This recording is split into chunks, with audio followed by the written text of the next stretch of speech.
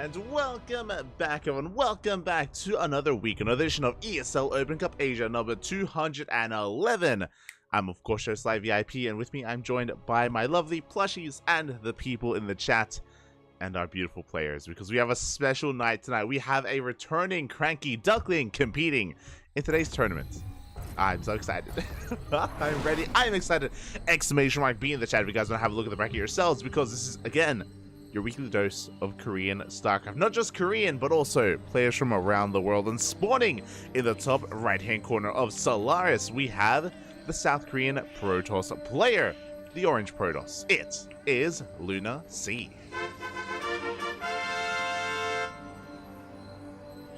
And spawning in the bottom right-hand corner, we have its opponent. We have the Australian Zerg player representing the CranKy Ducklings, as he is one of our own. Quack Bop. It is Oreo. He makes his opponents go, uh-oh, it is Oreo. Let's go. It's been so long. It's been quite some time since I've last had the luxury of casting Oreo. I don't think I've ever... actually, no, but never mind. I think the last time I casted Oreo was October of last year. So it's been a couple of months. It's been a couple of months here. And in the time since then, of course, Oreo has since graduated. Those that are wondering, Oreo, of course, he's the Australian Zerg player. He's been an up-and-comer in Australia for a long time, was the best Zerg player in Australia for quite some time as well, did end up stepping away, did end up retiring, focusing on his IRL commitments, did finish his thesis at the end of the year in December last year, and currently starting his PhD. So yeah, Oreo, he is a PhD student at the moment, but has decided to dabble back into StarCraft once again, and I'm more than happy to be here for him. Oreo. I think we brought Oreo on, and I've casted with Oreo a couple of times in years past, like maybe like in 2020, 2021. We've casted a little bit together as well. He's a good friend, and is going up against Lunacy. Lunacy, of course, an up-and-coming Korean Protoss player as well. Has also since stepped away from the game. Was more of a semi-pro player, just kind of an up-and-comer, similar to Gyelzing, for example, aka Rebellion. similar to players like Farmy or 3Point or Hon Mono, Genio, Percival. I would kind of bunch them together in a similar kind of player pool. So this is going to be an interesting one. This is going to be two players that, you know, at times had a lot of potential, did kind of focus on IRL commitments, and have since returned very recently to the game. So here we go. So how will this turn out? As Lunacy is going to be going for a Stargate opener, should be Stargate into Oracle. Meanwhile, Oreo should be just opening up Standard, getting into his Hatch Gas pool, into his third base timing as well. We are just turning up. When it comes to Oreo's playstyle, I know that we have a lot of new viewers, and maybe you weren't here back when the CranKy Ducklings had a pro team, back when the CranKy Ducklings were competing in team leagues and major events, and Oreo was competing in ANZ Champs, for example. Oreo, he's a much more standard player. He does cheese and go all in from time to time in ZVZ. ZVZ, you know, we don't hold back. We don't hold back in ZVZ. But in other matchups, we're very much so mid-game oriented, whether it's against Terran or against Protoss. So we'll see if we have adjusted over time. Likewise, Lunacy going for a Void Ray first, not an Oracle. Void Ray is going to be moving out, heading towards that Overlord. Going to be shutting it down. Adept's going to be moving out across the map. And it's going to be on Lunacy to bring it down this Overlord and deny any kind of scout information. And we can see why. We see our tech. We see the follow-up. It is a Twilight Council. Twilight Council into a Robo. It is going to be Glaive Adepts, I imagine. Oh, actually, wait, what? Robo? I just realized what I just said. This should be a Glaive Adept follow-up, but the Robo is interesting, and we see why. So, traditionally, it's a two-base all-in. I was going to say that if it was to be Glaive Adepts, we would skip the Robo so we can afford a third base, but there is no third base. It is going to be two-base play here. We have 6 gates in total, 4 gateways on the way. We have 2 more done. Sorry, did I say 4 gates? 6 gates on the way, 2 already done. It's going to be a 2-base, 8-gate charge all-in at a Lunacy, and Oreo needs to piece this together. Now, the Void Ray revelation, or the reveal of this Void Ray, should signify that there could be aggression behind this, there could be Glaive Adepts, so Oreo should be preparing back at home for that, and there it is. We have a earlier Roach Warren, around 4-minute 35 Roach Warren timing here. This is okay, but we need more to defend, because a 2-base all-in is going to hit like a truck. There is nothing else behind this. We're just amassing a massive amount of Zealots, and Oreo has no idea what's going on. Without Spine Crawlers, without Banelings, with only Ling Roach to defend, this is going to be a tight hold here for Oreo. Oh boy. It is going to be a tight hold as he's checking the wall here. Does confirm the full wall off. That is a big sign of what is to come. Likewise, we have another scout coming in from the left-hand side, going to be confirming the lack of third base, and that is going to be the confirmation that Oreo needs that there is no economy behind this. So we are all in. Here we go. The Queens are massing together. Lings and Roaches are on the way. We have Spore Crawlers as well, just in case it is going to be DTs. Just in case Dark Templar are on the horizon. And Oreo, he needs to amass everything he can right now as the charges, they have been revealed. We have to pull back. We have to pull back here to the ramp, to the Sim City to try and force a choke point. So far, good movement here out of Oreo. I'm loving the choke point here at the ramp. So far, good transfuse here, just walling off, reducing that surface area on the Queens. But we have another big warping of Zealots behind this, and it may just be too much here. As we break through, get on top of the Roaches, we're getting on top of the Queens as well. We do have a couple more transfuse. Oh, another transfuse. We have one more. The Queens are slowly going to be going down here as we're still amassing an army. Roach War going to be falling. Another wave of Zealots behind this, and it looks like Lunacy has broken through. We have broken the defenses here as drones are falling, and the Roaches are still trying to amass. But without a Roach Warren, no more Roaches. No more Roaches here for Oreo, and it looks like we have broken into the main as well. Again, just took a little bit too long to scout and to react to what was going on, to figure out how committed exactly we were. And the charge all-in is snowballing out of control. Again, it was good crisis management out of Oreo, but alas, still not good enough. Again, we just weren't fully aware of what was happening until it was too late, until it was already at our front door. Another big warping of Zealots here. And there's barely anything left. We have a Roach War now being rebuilt here, but that's a ways off, Papi, as we get on top of the spawning pool. Spawning pool will go down. And Lunacy is going to be pushing towards the final base here of Oreo. You can see that he's desperately trying to make Spine Coolers, a spawning pool, a Roach War, whatever he can. But 2 bases, that's all that Lunacy needs. GG gets called, and Lunacy will take game number 1. GG. He's crazy. He's a lunatic. He's lunacy. GG. Again, Lunacy did a great job at just hiding the build overall from his opponents, keeping it hidden from Oreo. And again, Oreo just wasn't aware of what kind of aggression was coming his way until it was already on creep. By then, it was a bit too late to respond. He immediately had seconds to react to what was going on, and with that, GG. GG, well played. As we get ready for game number 2. Número 2. Here we go. Also, welcome everyone in the chat as well. Welcome. I see, okay, Hydra in the chat, Psycons as well. Bienvenidos. Hope you are all doing well. It's a lovely Monday evening.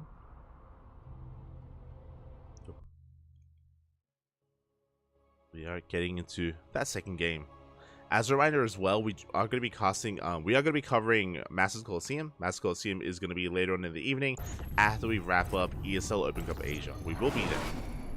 And here we go. Spawning in the bottom left-hand corner of Hecate, we have the South Korean Protoss player, the Orange Protoss, representing himself, leading the series 1-0. It is Lunacy. And spawning in the top right-hand corner, we have his opponent. We have the Australian Zerg player representing the CranKy Ducklings, looking to fight back, looking to bounce back. We have Oreo.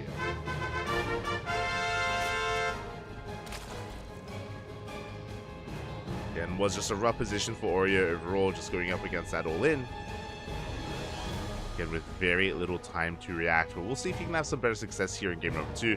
Again, if we are ending up into a much more standard game, I want to give the edge to Oreo, but that's only if we can get into a standard game. Can we get there? That's the question. That is the question.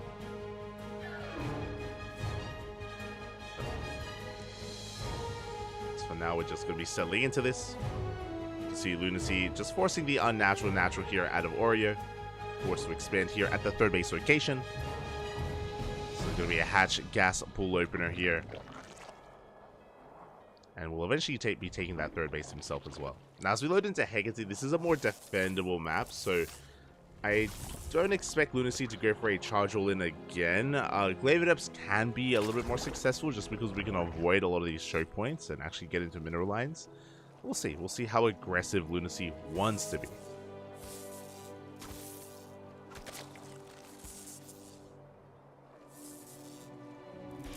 So now just being as annoying as possible, tasing away at those drones. Oh. Being an annoyance here. Behind this, to have our bases up and running, soon to be throwing down our tech. Based on the pylon placement, this looks like another Stargate opener, but just because it's a Stargate doesn't mean it's going to be macro focused. Again, the Void Ray is a big sign of aggression, or can be a big sign of aggression.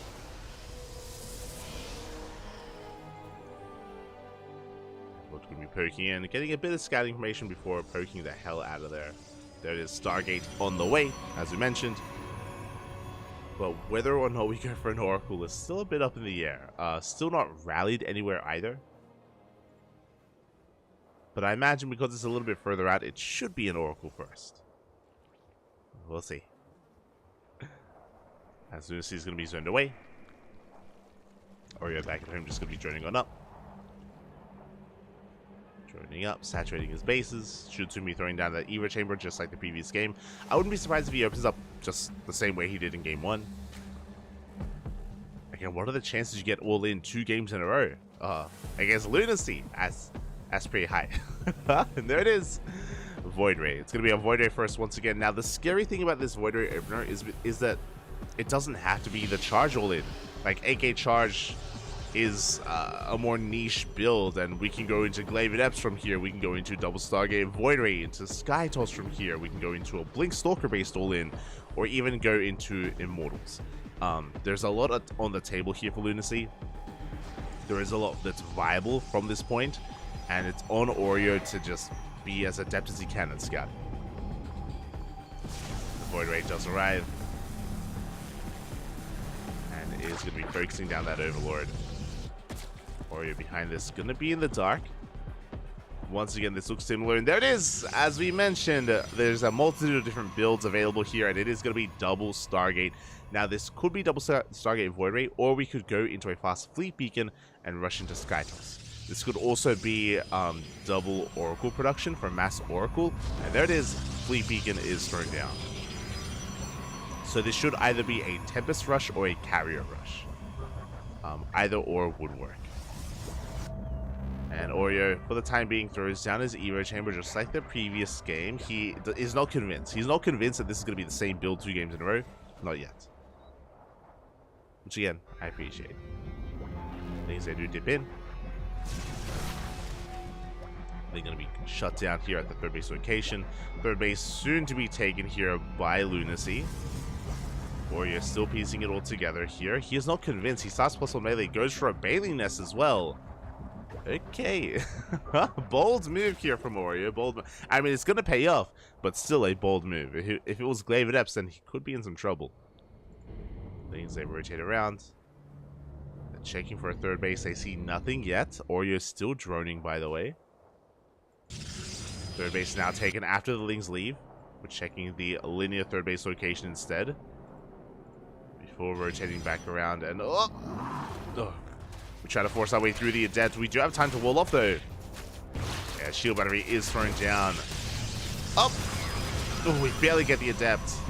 Nice pick up there out of Oreo. Behind this, we have 18 more Lings on the way. We're making more Queens. How many Queens do we have? 8, soon to be 10. And we do confirm the third base. Oreo breathing a sigh of relief, aware now that there is, of course, an expansion that is not an all-in, but not yet aware of the carriers. They are now soon to be revealed. Now, because of the Void Ray opener, there's no Overlords. There's no Overlords, but we do scouts. We confirm the carriers. Oreo is aware. Back at home, Spore Crawlers need to be thrown down. Queens need to amass. We have Spore Crawlers in the mineral lines. Queens are on the way. Lings at the same time threaten that third base. They didn't quite get it. But they drag out the army. We could try to surround this and try to kill the sentry. Here we go. How many queens do we have? We have those 10 queens, soon to be 13. And we're diving on the carrier. Oh, not transfuse. Transfuse will keep the queens alive just barely. One queen will fall. Oh, another queen as well. We missed a transfuse. No. Yeah, we do miss a couple of transfuses there, and a couple of queens are going down. Quite a bit of damage being dealt. Yeah, so we have 1 transfuse remaining. Carriers are forced back.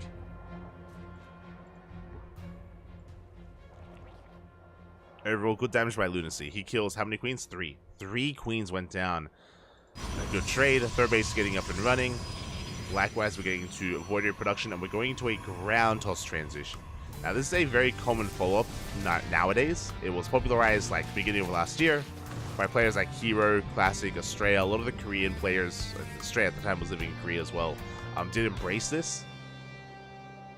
It's featured in GSL, where you start off with Sky Toss and then bam, ground toss. Like you just transition into ground instead. Corruptor's on the way, Roach Warren as well.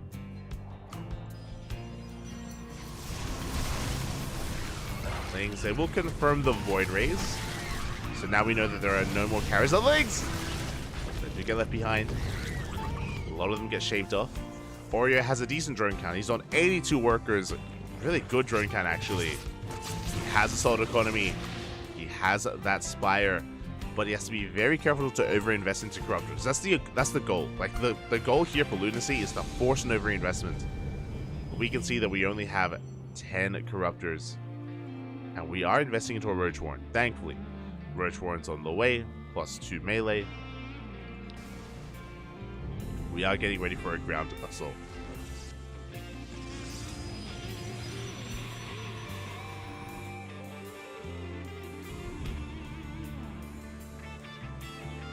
Oreo fanning out his things. Yeah, it does see all the charges, it does see the Archons as well. So we know some of us into Roach Ravager. He knows about me, he knows.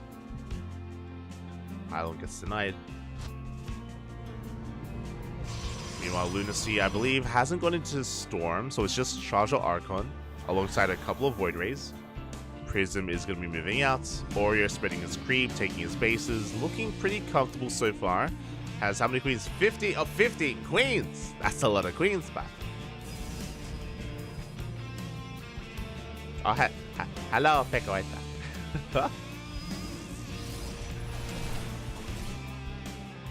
Oh, okay. I was like, oh, are you a Lunacy subscriber? Different Lunacy. I see. And so here we go. Lunacy going to be pushing here on the left-hand side. Oreo has maxed out, but it's a split push. We have Roaches, we have Zealots on the right-hand side, main army towards the left. Damage is going to be done. Yeah, big warping into the main base as well. Queens, they have to defend. And Oreo, he's being pulled apart. Queens, they will shut down all these Zealots here in the main base. But this left-hand hatchery has been broken. Zealots breaking through on the right-hand side as well. So much damage being done. Oreo, he had 80 workers. Now he's down to 50 as 30 drones go down. Yeah, just a little bit too much. GG gets called. The economic damage just far too much here. And Lunacy will take the series 2-0. GG. Ah. Oh. GG, well played. Oreo had a much better response this time. He was able to keep up with his opponent, but the split push, the tri-pronged attack of the drop into the main base, the Zealot run by towards the fourth, and the main push towards the third was just too much to handle. Was too much to keep up with. GG. GG, well played. And with that, Lunacy advances on. He advances on into the next round, to face off against Hero in a PvP.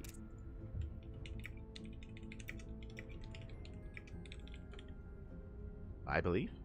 Let's find out. Let us find out. Exclamation mark B in the chat if you guys want to have a look at the back yourselves. As I try to figure this out. Bam. There we go. There we go. Okay, from the top, from the very top here, as we do refresh that bracket. We have a couple of updates coming in. We have Dark versus Eastos in a ZVP, currently in the upper half of the bracket. A winner advances on against the winner of Coffee versus DRG in a Terran versus Zerg. Very high profile matchup. Meanwhile, as we scroll down, we have our matchups. We have Creator, who took down Farmy 2-0. Another more semi-pro Protoss player, and Creator waiting for either the winner of our series, Lunacy, or Hero. That is our next series. That is where we are headed, and I need to reach out and slip into some DMs.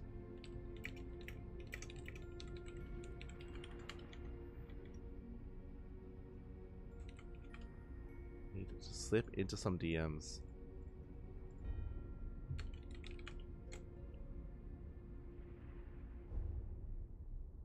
And get things going. Meanwhile, scrolling down a little bit further, we have Fork, I believe.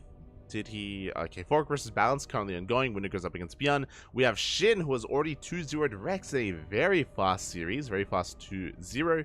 Shout out to Shin, of course, going to be going up against most likely Beyond in the quarterfinals. And at the very bottom of the bracket, we have Rebellion, who just 2-0'd Meg M.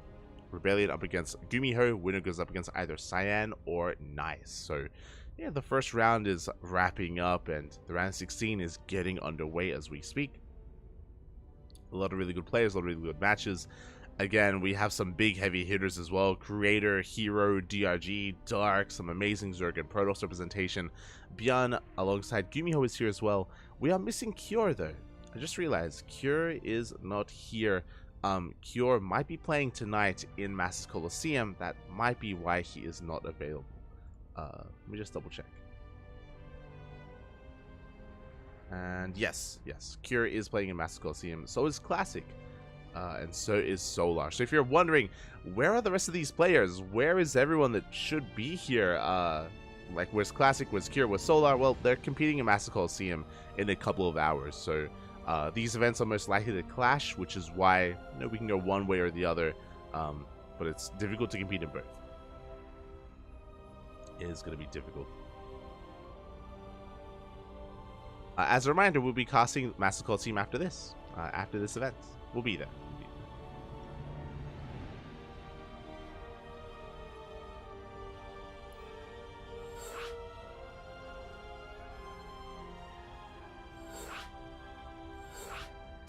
I see the chat.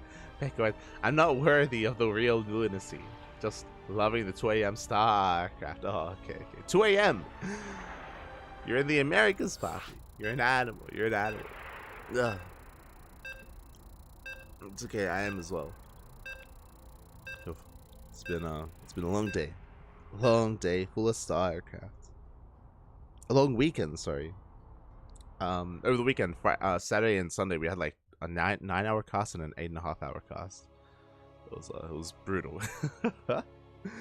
I can't wait for like next week where I can finally sleep. It's gonna be beautiful. As we're getting into our next series here and spawning in the bottom left-hand corner of Hecate, we have our South Korean Protoss player, the Blue Protoss representing CranKy Gaming. It is Hero. And spawning in the top right-hand corner, we have as opponent, we have the Orange Protoss player. It is Lunacy.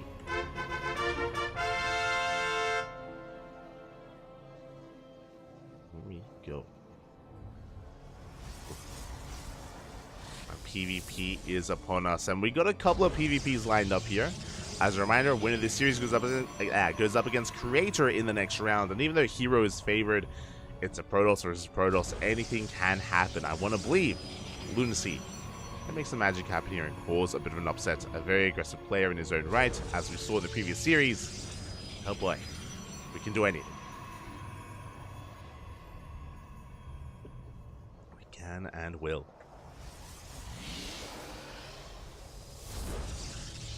So now, it's going to be a 2-gate opener. 2-gate opener out of Lunacy. Likewise, the same for Hero. So everything is looking by the book for the time being between our two Protoss players. Hero coming in for a probe scout, trying to get a read on where the second pylon is. We can see a probe scout from Lunacy, a bit of a delayed probe scout, is moving out across the map. As I don't know what they're saying.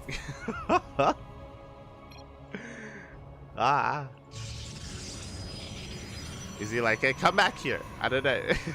But the probe is going to get eyes on the pylon here in the main base, so is aware of the second pylon of Lunacy. Is this where I bring out my Google Translate? Hold on. What are they?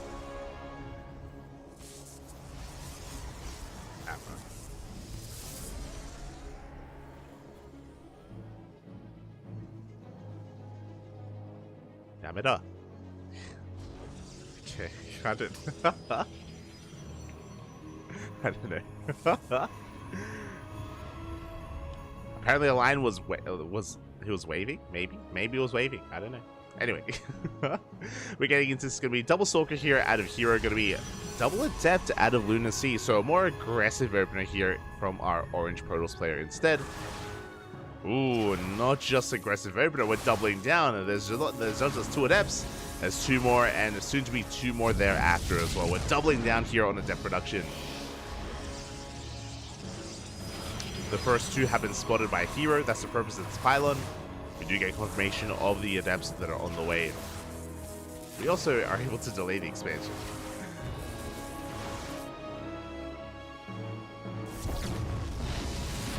We do delay. Here we go. We have 4 Adepts, soon to be 6 Adepts moving out across the map. We do confirm them with the Stalkers. It's a good movement out of Hero. Does confirm the Adepts. Hero will pull back. Meanwhile, Lunacy across the map going for a proxy Twilight Council. Okay. The chaotic nature of Lunacy continues here. I'm reading a proxy Twilight Council. There's no reason to proxy a Twilight Council unless you double down and you throw down a proxy Dark Shrine as well. But Hero is going for a Robo already. Very safe opener, very safe play. Hero opening up triple sentry behind this from mass force fields. Not force fields, sorry, for mass hallucinations to get scouting across the map to get a read on what's going on. Adepts are on the way, but we have Stalkers in position. Got plenty of Stalkers available. How many Adepts? 8 Adepts, Jesus. There's that Dark Shrine. The Adepts are going to confirm the Robo. We do get eyes on it, we are aware, but we're committing anyway, we have to. Stalkers are getting a couple of hits in.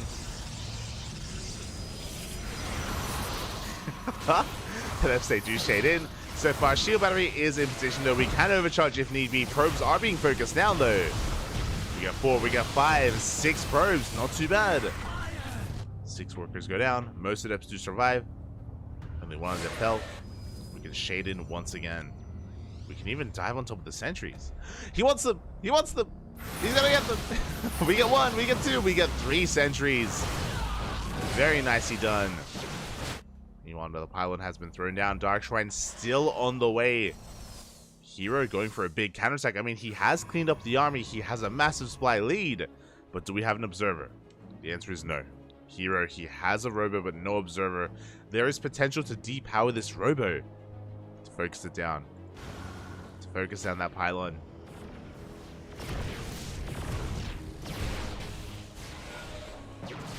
Meanwhile, Hero has arrived and he takes control of the natural. Shield battery goes down. No overcharge. DT is one lead, but only 1 Dark Templar. The second is also on the way. Natural base is compromised. We're going to be able to shut it down. At the same time, though, DTs are getting to the main. Probes are going down. You get a handful of workers. Probes are going to be falling. Observer is on the way, but it's still in production. We're going to get some more damage done. The force field. Not there. As the DTs are going to be split off.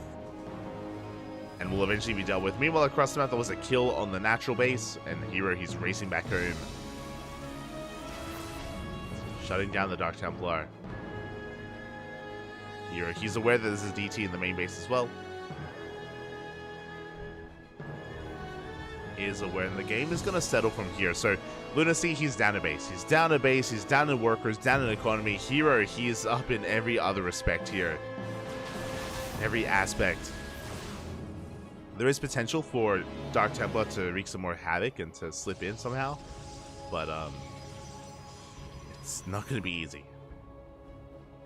Not going to be easy here. Hero throwing down a forge for cannons. Do appreciate it. And +1 as well.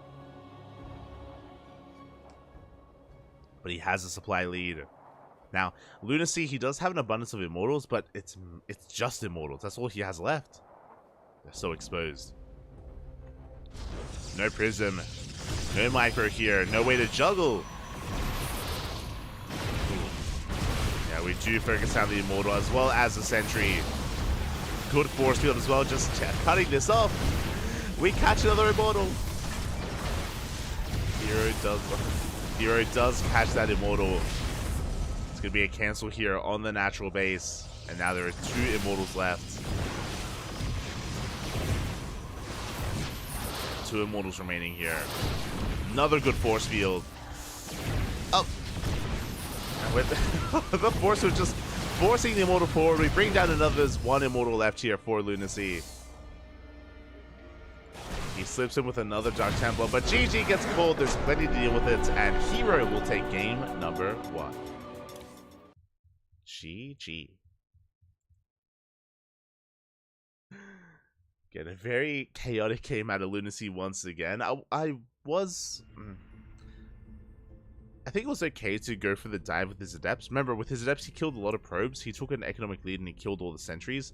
But because it was such a shame that that his opponent had already had a robo, right? He already had a robo. He already had detection available to him. So the Dark Templar didn't really get too much done. They had potential, but alas, because the robo was already complete, so that they had a finite amount of time before they could even kill any workers.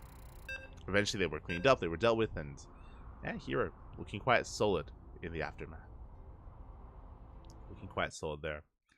Was a cheeky move to rush into the Dark Shrine, but was not worth it in the end. And now we're getting into game number 2. Número 2.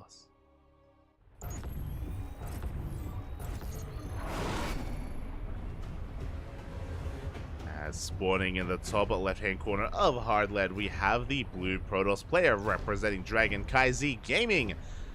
Leading the series 1-0. It is Hero. And spawning in the bottom right-hand corner, we have the orange Protoss player. It is Lunacy. Korean Protoss. Great to see him here once again. It is great to see.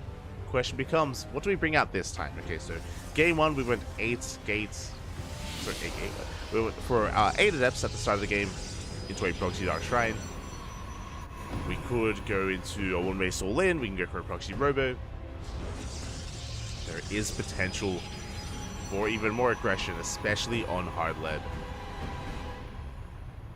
I'm ready for it.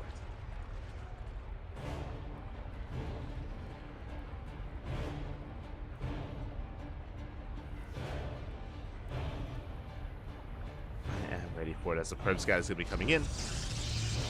Hero getting across the map. Again, he is looking to see if that pylon does get proxied. Speaking of, Lunacy. Hello. Where are we headed? Where are we going? So 2 probes being sent across the map. One to scout, the other to proxy.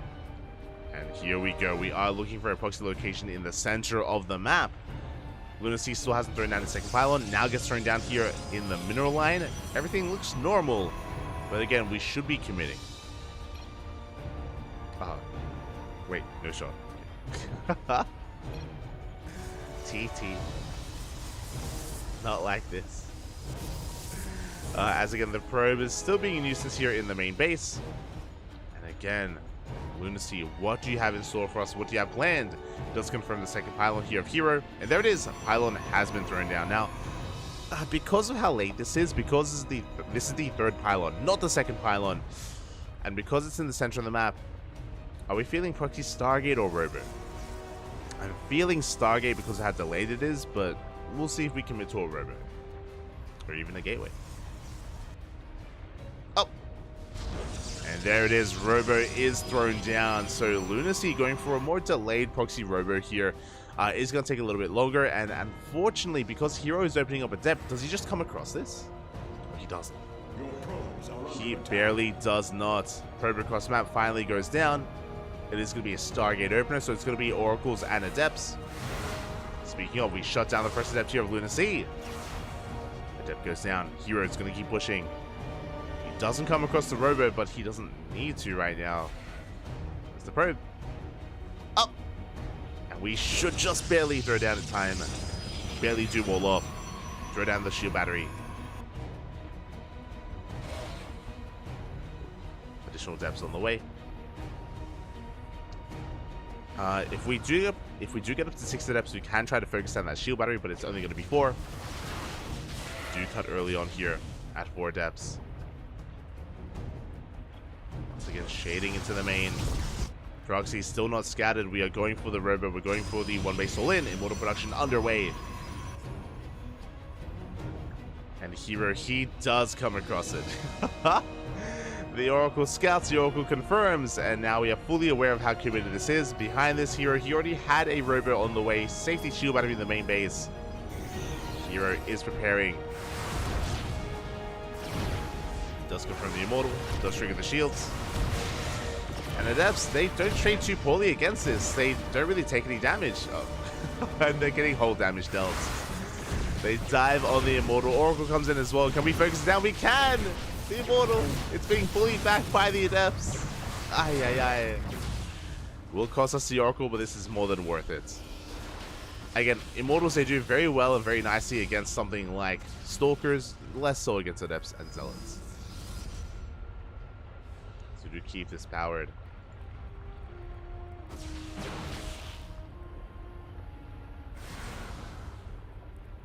Stalkers on the way again, Lunacy in a one-base all-in. It's going to be 2 gates in total, sorry, 3 gates in total, alongside the Robo. Good target firing out of Lunacy, but good control out of Hero. He does pull back. The juggling. Barely do keep this alive. Lunacy pulling back here, but being zoned away from his own proxy location. And again, no more Immortals here for Lunacy. Stalker gets picked up. Another goes down as well. Good sort of stepping overall here from Hero, just pushing on forward, shutting down this army. It has been abandoned. GG gets called as we shut down the one-base all-in, and Hero will take the series 2-0. GG, very nicely done. Very nicely done to dive on top of that Immortal when he saw the opportunity. Again, he just happened to have an abundance of Adepts, which was ideal in that situation. And with that, GG. Hero will take the series 2-0 and advance on to face off against another Korean Protoss. Congratulations.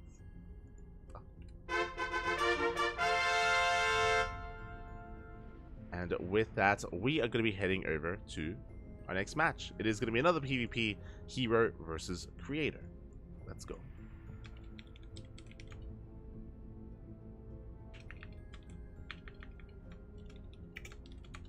Just make sure we get our names correct here.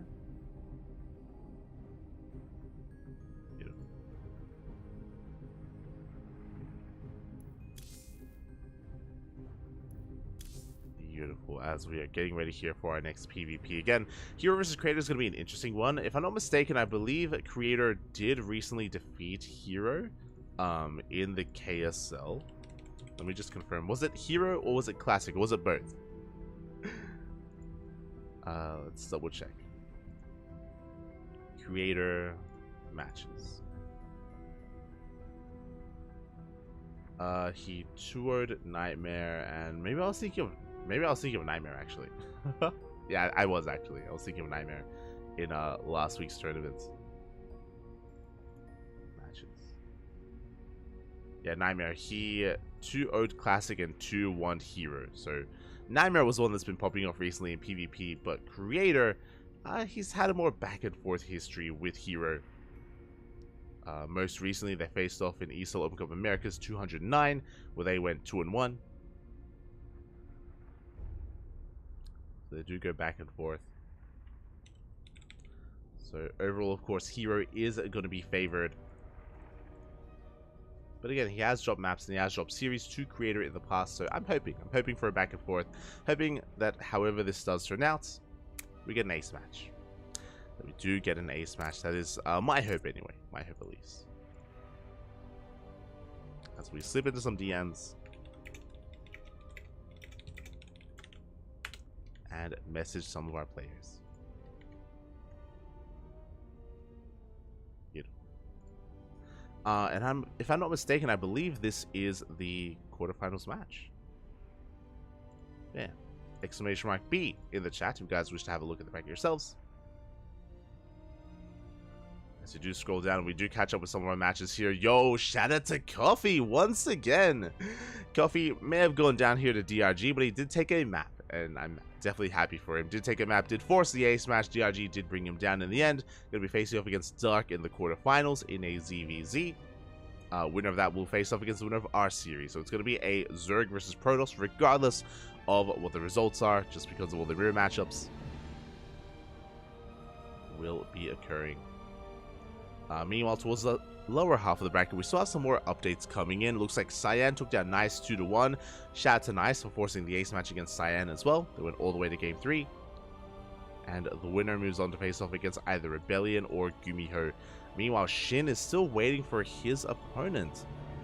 They've been waiting for quite some time, actually. Quite some time. Oh, we just got an update. Gumiho just took down Rebellion 2-0, which means Gumiho, he is up against Cyan in the lower quarterfinals. Let's go.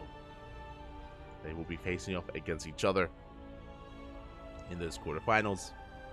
And again, Beyond's still waiting for either Balance or Fork, I believe. That's a long one.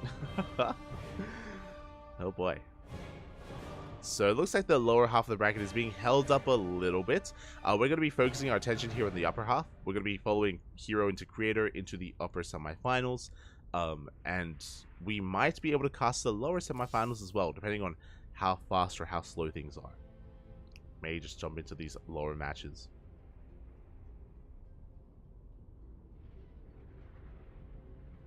And these lower matches are a little bit harder to call. We, of course, recently casted Shin taking down Byun. I mean, I say that. And then Byun taking down Shin. They've been back and forth. They have been trading series back and forth. So that's going to be a hard one to call. Gumiho is favored to advance on to the lower semifinals. But again, it is going to be difficult to call Byun and Shin. I do think they're going to go to the ace match. But a lot of whether or not one or the other comes out on top comes down to how good they are feeling on the day itself. How good are they on the day? How good are they on the night? So really good TVZ on the horizon there. and potential, and there's a lot of potential there for a good match with Gumiho as well, as it looks like Bjorn is just now starting a series. Ooh, Bjorn, he's starting versus Shin. Okay. Unfortunately, we don't have any updates. Just refreshing. So it looks like Balance versus Fork, and the winner against Bjorn has already concluded, but we don't have any updates available. Bjorn is now starting against Shin, though. So hopefully some of the scores get reported, so we can get that going. Hopefully. Meanwhile, we know what we're up to. I mean, I have the option to join Bjorn vs. Shin. It's a really good series, but I'm more concerned with following the players that we've already been casting. So, I'd rather just follow our players all the way through. Follow the narrative. That is where our attention does lie.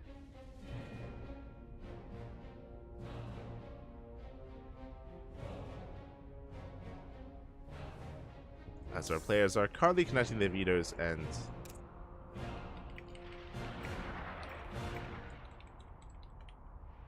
looks like they need a little bit of time here. Both players are available, but looks like they need a little bit of time, so we may go on a short break. Here, and when we return, we'll have our quarterfinals. We'll have our PvP. So we'll see you soon. We will see you soon.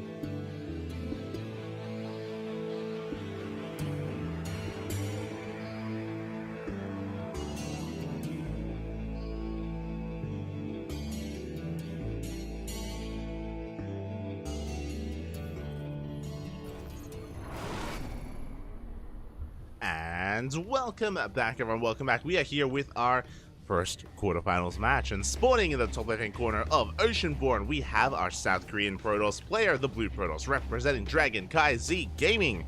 It is Hero.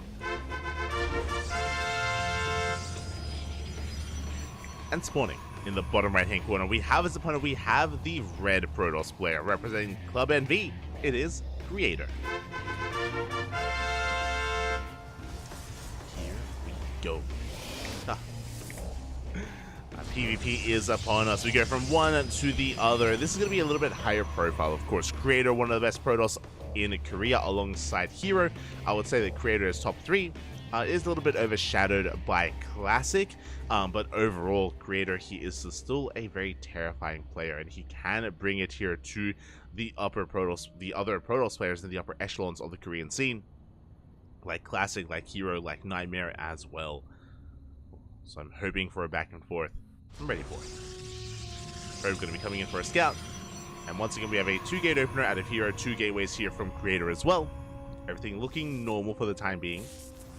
Those that are curious, it is considered to be unsafe to go for a gate expand unless you're on a map with a ramp leading into the natural. Maps like Site Delta, maps like Radisson Station.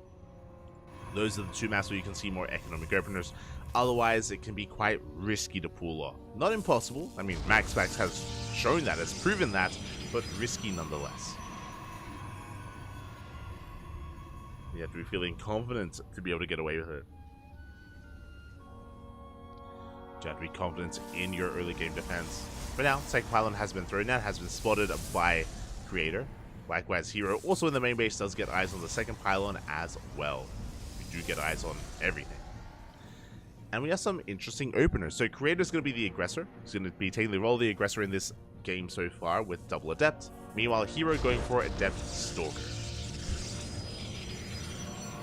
So Hero going very middle of the road. The Adept is going to be moving out for some scouting information. Going to be zooming across the map. The Stalker should be chilling back at home. Ooh, as Hero's going to be doubling down though, goes for the Stargate opener. Okay, now with the Stargate opener, this should be for Oracle production. This is to harass and to get damage done across the map, to try to cripple the economy here of Creator. Meanwhile, Creator going double Adept should be going for a Stargate himself, and there we go. Is going for a Stargate himself, so both players opting to go for a more aggressive start. Not all in, but aggressive, as both players should eventually expand.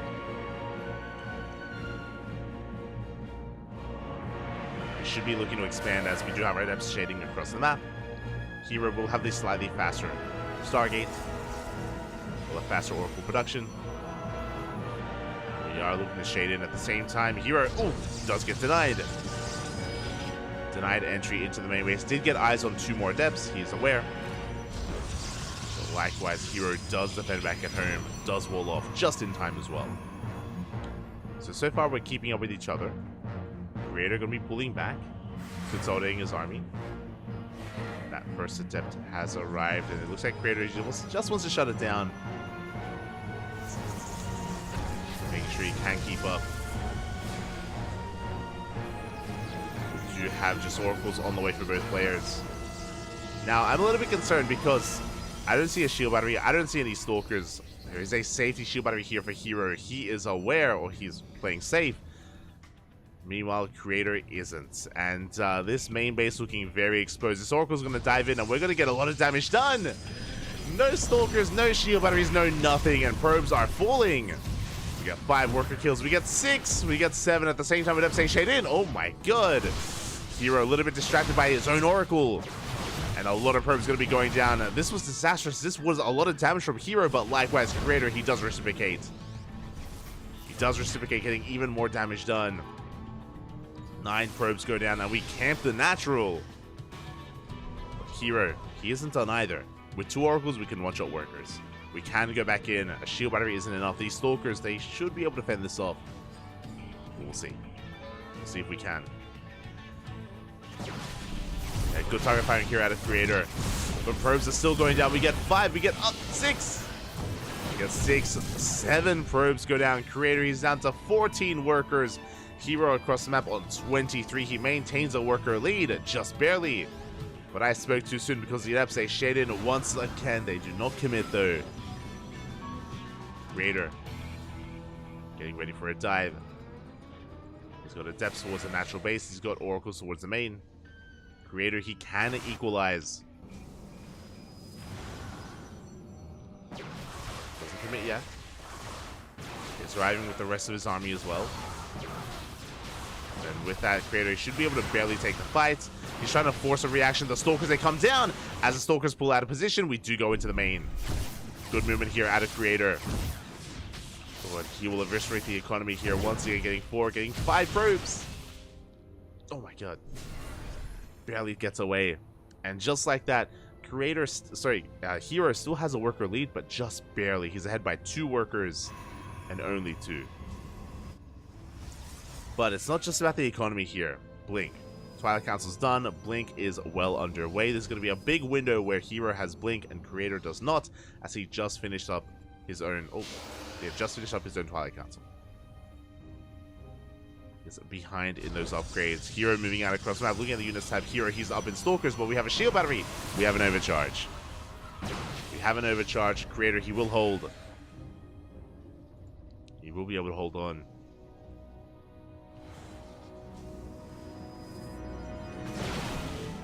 Hero's looking to commit. Does take down the Stalker. That double Oracle still alive, still up and running. Running that natural base. Creator taking a bit of an economic lead here.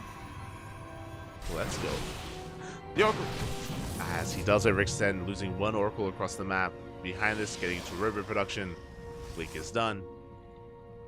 Hero will retreat. And will saturate his base. The game will settle from here. This was a chaotic start. This was a chaotic start here to this game. Looking at the units lost tab, 16 and 16. Oh my god. Perfect balance. Where both Hero and Creator have both lost the same amount of workers each, but Creator has a slight worker lead. Let's go.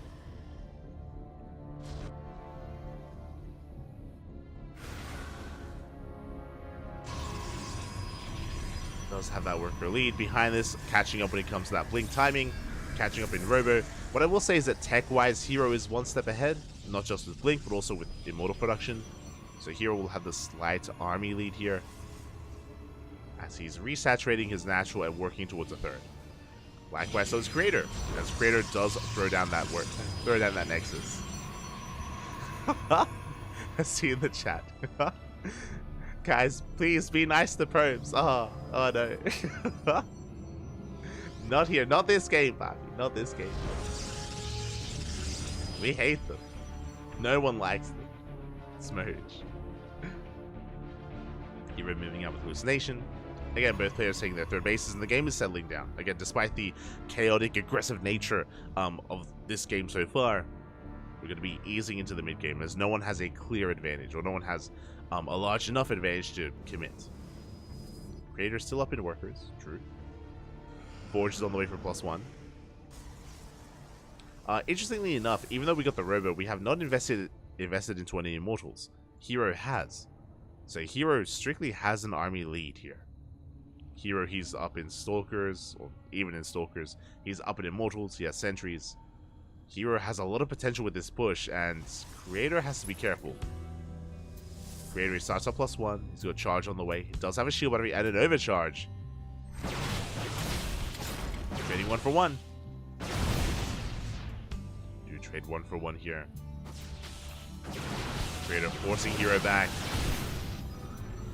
Good shots there from the Immortal. War Prism has arrived to reinforce. Again, Hero, he's still only on 2 gateways. It can only warp in 2 units at a time. He's saturating his throat behind us.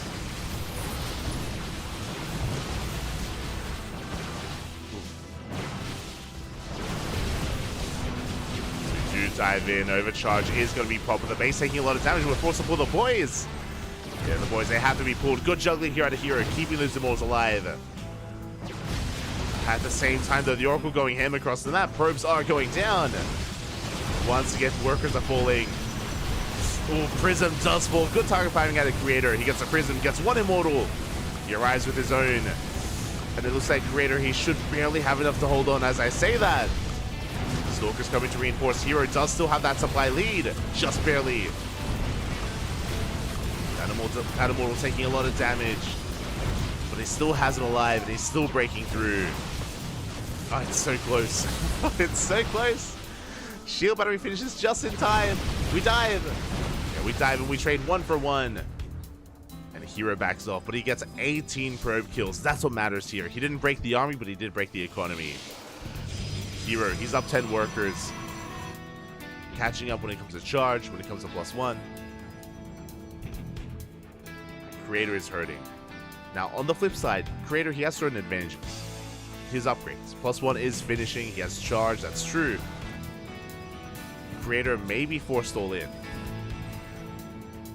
As he is still behind in those workers. The gases are being taken back at home. Hero taking a stronger lead. Creator is pushing, that's true. Prism is on the way. Yo, we committing?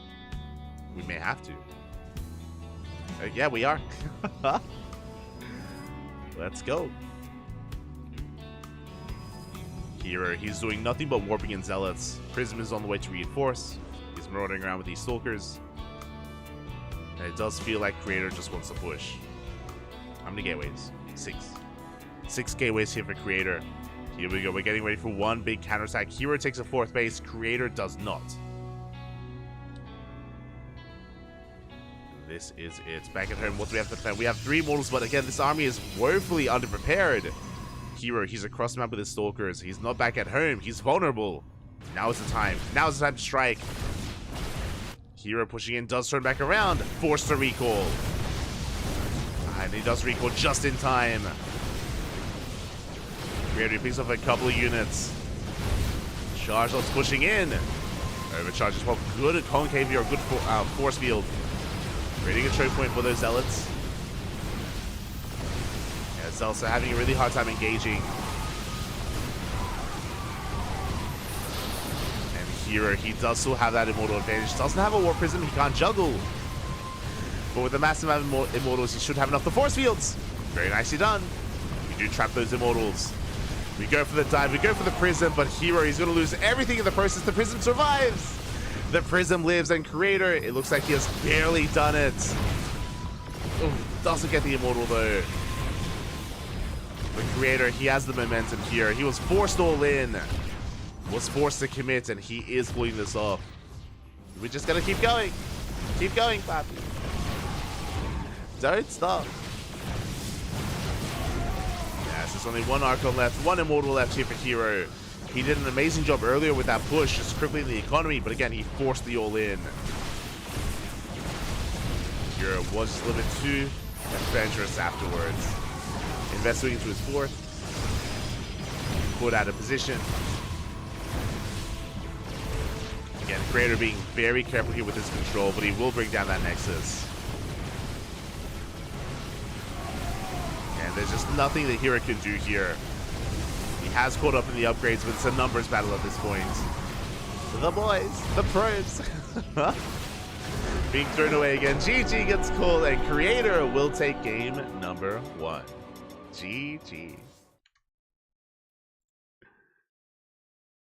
Catching up in the chat. They just want to work, Papi. Oh, they just want to mine. That's all they want to do. GG, well played. Again, Hero, he did have a bit of momentum on his side, and he did achieve a lot of damage with his first push. That is true. When he was able to kill, I think it was 18 workers at the time. When he was able to kill all those workers, but he forced the all-in. You know, he forced the Creator into a position where he just had to commit. He just had to send it. And he did. And Hero wasn't ready for that. Or he didn't see it coming, is what I should say. He didn't see the army move out across the map, which is why he was out of position, which is why he had to recall back home in the middle of the fight. And why he, instead of investing into production, was investing into a fourth base. So very crisp timing there at a Creator. If he had waited any longer, it would have been disastrous. He would not have been able to pull that off. Would have been even easier for Hero to hold. And now we're getting into game number 2. And spawning in the bottom left-hand corner of Hecate, we have the South Korean Protoss player, the blue Protoss representing CranKy Z Gaming. It is Hero. And spawning in the top right-hand corner, we have as opponent, we have the red Protoss player representing Club NV, leading the series 1-0. It is Creator.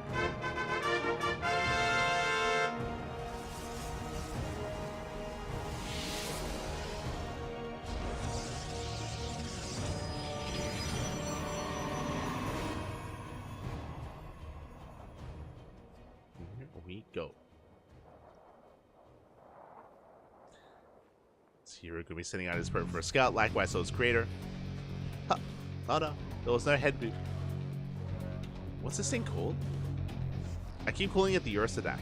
Is it? Never mind.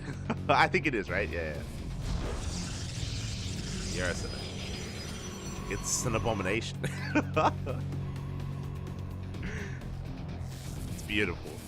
I feel so bad for it. So commonly we have, like, there are certain players that pick it up. I think it was Bjorn. Bjorn doesn't like it. Home Mono as well. These Terran players, they always kill it whenever they can. As we're easing our way into Hecate, and once again we have standard openers, double gateways, 2 gate openers all around. Second pylon thrown down here in the mineral line for both Creator and for Hero as well. With that, there are no proxies. No proxies here in game number 2. That doesn't mean that there won't be a one-base all-in. All-ins are still on the table.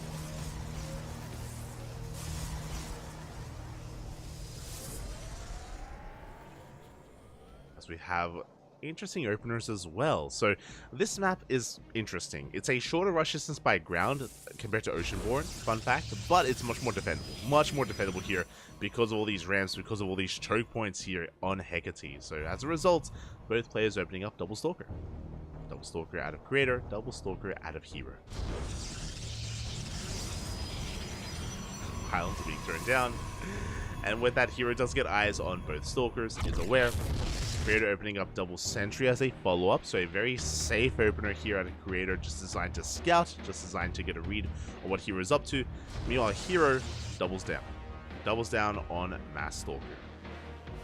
Creator going to be expanding. Hero, what do you have in store? What do you have in store for us? As he is fanning around, he's looking for any kind of hidden proxy, any kind of hidden units. And Hero is going for his own expand behind this. It is a little bit later, but on the way nonetheless. Creator, he's opting to go for a robo-based opener. Very safe play here.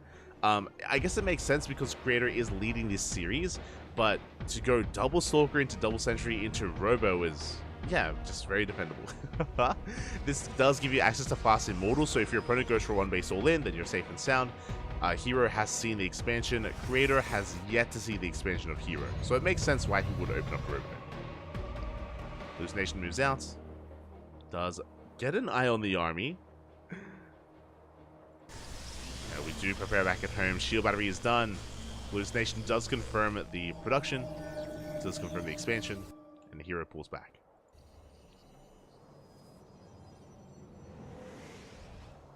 They're savages, Fafi. They are. There's that. There's one over here as well. I wish we could see critters even without the vision of the players. Apparently.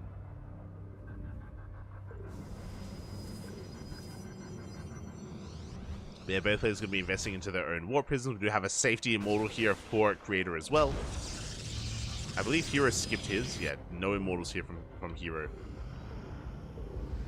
Just going to be moving out for some harass. Moving out for some aggression. This Creator just playing as safe as he can. Is going to move out, really just dealing with any kind of scouting information from Hero. I don't think he really intends to commit. I mean, sure, he has a Warp Prism with this. That is true, so he can apply pressure, but he's only got 2 gateways. Twilight Council now on the way. We're working on the tech transition. Prism does get spotted. Oh, it's going to take some damage, but it will slip into the main base. Just barely. Adepts, they are unloaded. For the cost of the Prism. Or as it barely survives. Just like that, probes are going to be going down. Adepts, 2 Adepts can one-shot workers. 3 probes get picked up. Oh, as we shade into the natural. Creator is taking a lot of damage. Again, his army was caught out on the map. 8 workers go down and the Prism survives. We're not done. It's going to be 10 worker kills, and Creator, he's stuck at home with his own Warp Prism. He cannot counterattack, and Creator, he is strictly behind now in the economy. Hero in a good position. Bearing in mind that Hero had a later expansion, so he had to get damage done. That's why he was slightly behind. Now, ahead. And the harass just does not stop. That's going to be threatening a shade towards the natural. This Warp Prism has a lot of work to do.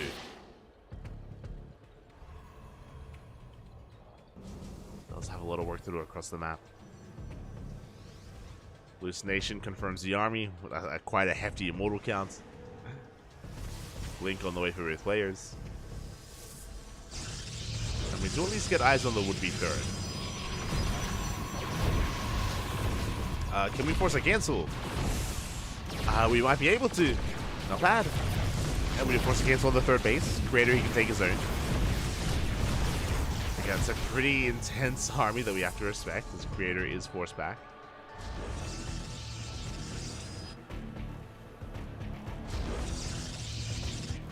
Creator taking the triangular third, actually. More of an exposed base here. We'll see if he can hold on to it. Behind this, still building up his army. Probing back up. And The game is stabilizing and settling a bit from here. Now again, Creator, he had to spend excess resources to rebuild all of his workers, but at least he did delay the third base of his opponent. That did help. This did help Creator overall. The downside, of course, being that he is behind in Immortal production. Hero has an extra Immortal compared to his opponents. Going to be taking up, getting into Disruptors. The Bay is on the way.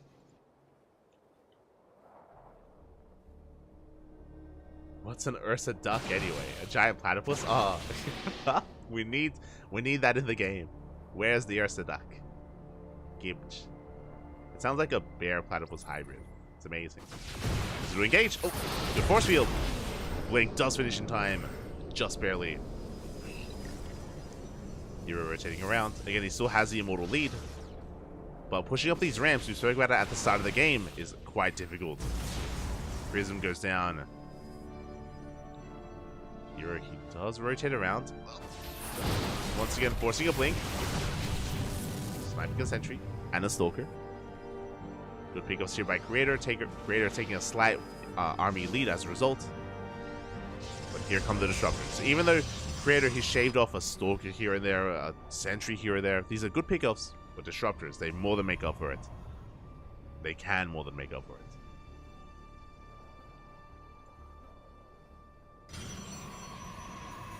Hero, he races back home with his main army. He's only going to be harassing with stalkers. Oh, Hero getting caught out, getting surrounded even, and there is no escape. We're waiting for the blink, and we can chase this down. 2, 3, 4, 5 stalkers. Aye, aye, aye, and Creator, he can keep on pushing. The only thing keeping Hero in this game here is the Disruptor. How goes the Nova? Pretty good. Never goes up. Ooh, and as a result, we take down one of the Immortals as well. There's a little bit late to the party. Another Disruptor gets focused down. Reinforcements on the way. Creator, can he break through? The boys are being pulled. Another Disruptor comes in and does go down. And Hero, he just doesn't have enough. He does focus down the Prism, but what else is left here? He's got 3 Immortals and a handful of Adepts. The Disruptors were not good enough. And he bled out far too many units here. Well, we have the overcharge though. Oh my god. Never mind.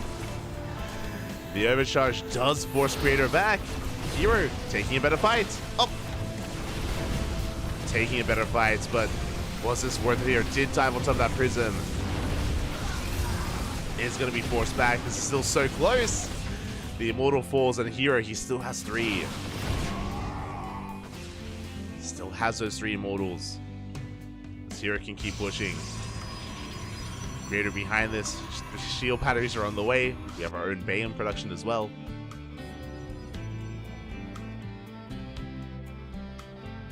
Momentum quickly swinging in favor of Hero.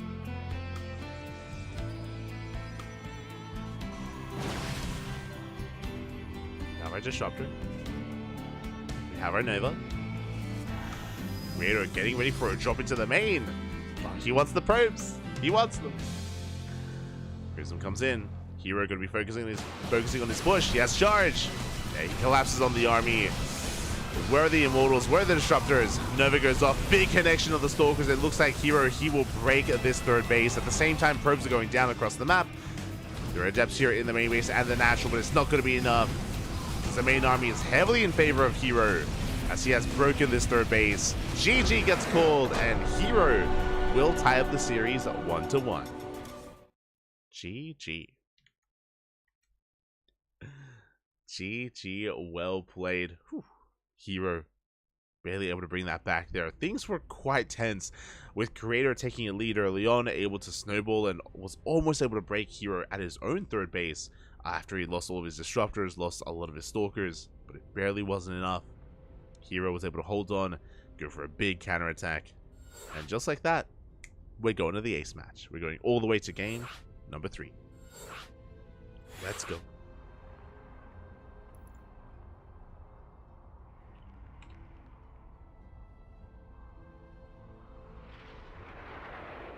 As it looks like we're being joined by another caster as well. I'm curious. So Wardy is joining us, which means Beyond vs. Shin must have ended. Does that mean that the Gumiho series ended as well? Wait, what?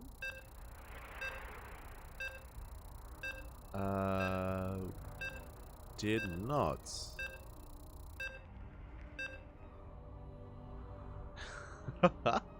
Okay, we just got an update. So Byeon toured Shin, and I believe Byeon is about to compete against Gumiho. But it's very likely that Wardy wants to avoid the TVT, which I mean, it is Cyclone v Cyclone meta. So I'm shaking my head. But here we go, spawning in the bottom left-hand corner of Solaris, we have the blue Protoss player representing CranKy Gaming. It is Hero. And spawning in the top right-hand corner, we have his opponent. We have the red Protoss player representing Club NV. It is Creator. So it's a bit of a shame if we don't have anyone covering Byeon versus Gumiho. It is a bit of a shame, but you know, hopefully it gets covered by someone else, maybe. Fingers crossed. As we settle into the ace match, the final game of this series. Let's go.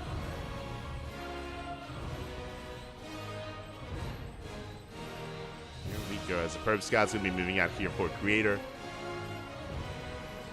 Hero back at home, opening up double gateway. As to be expected, again, there's still no ramp leading into the natural base in either of these maps, so 2 gate openers are the standard between both Creator and Hero.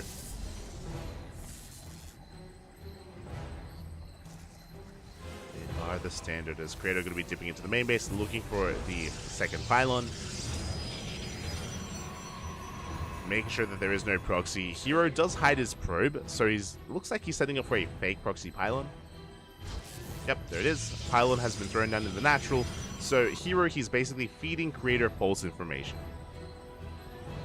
Trying to force an overreaction if possible.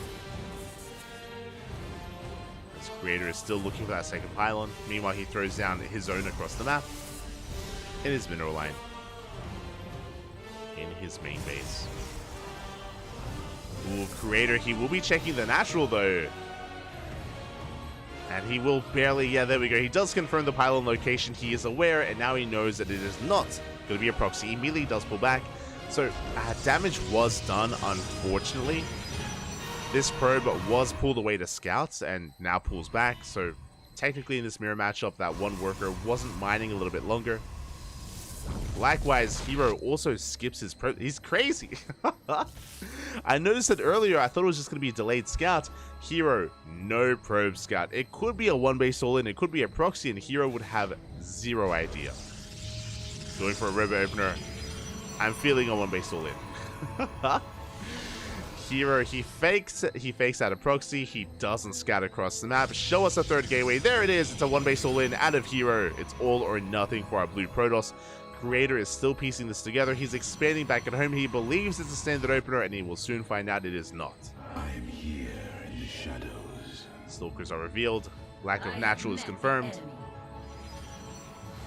We don't get into the main base, but the lack of natural is a big tell, and we should be opening up with a robo. Fingers crossed. If we opened up with a Twilight Council, they're going to be in some trouble. There it is, robo opener. So very safe play here out of Creator, wise choice. With this robo, we can make defensive Immortals. Immortals should be on the way. And we see Hero is pushing. Shield battery is done. Creator getting ready.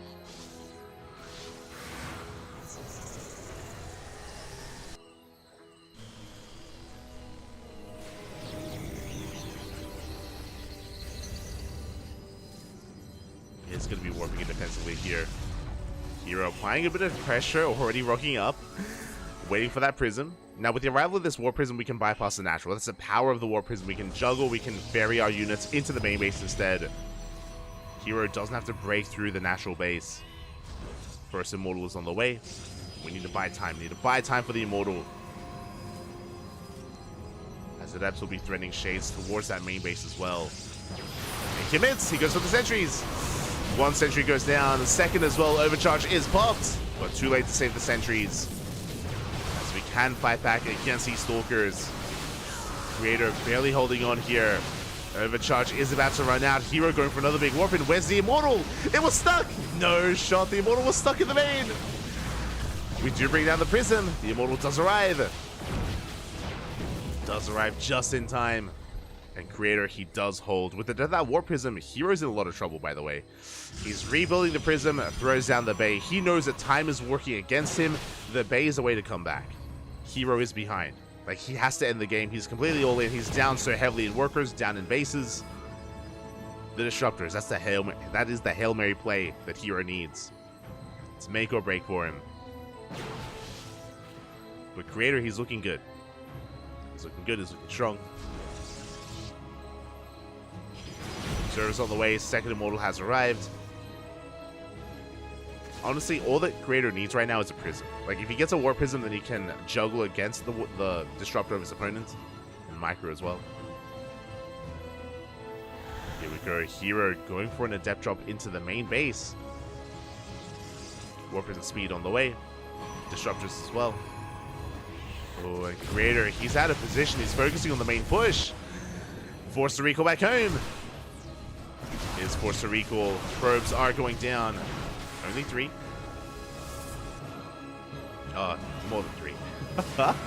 As we do force denied mining here at the natural. Shading into the main. Adepts are getting caught out.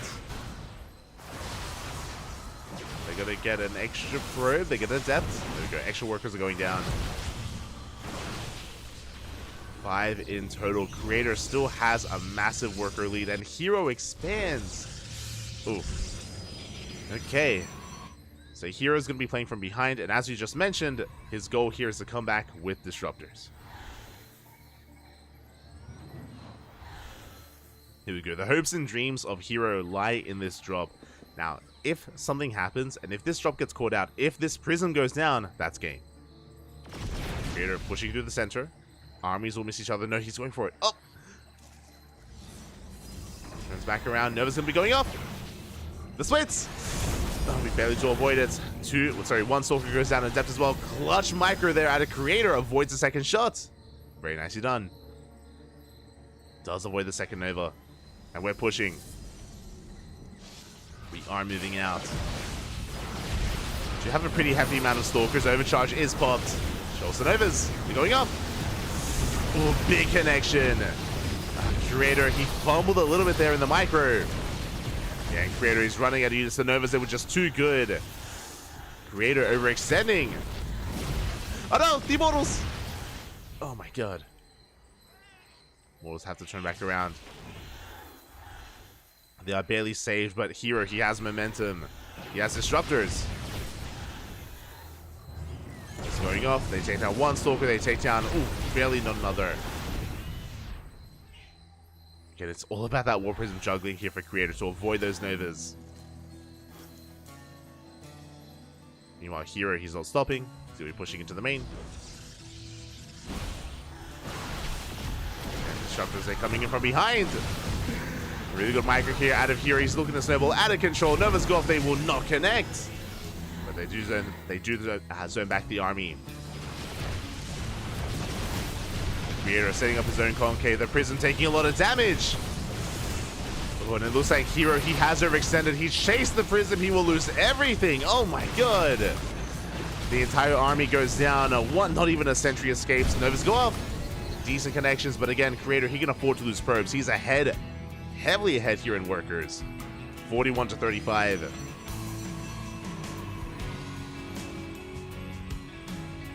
Hero still needs to make some magic happen with these Disruptors.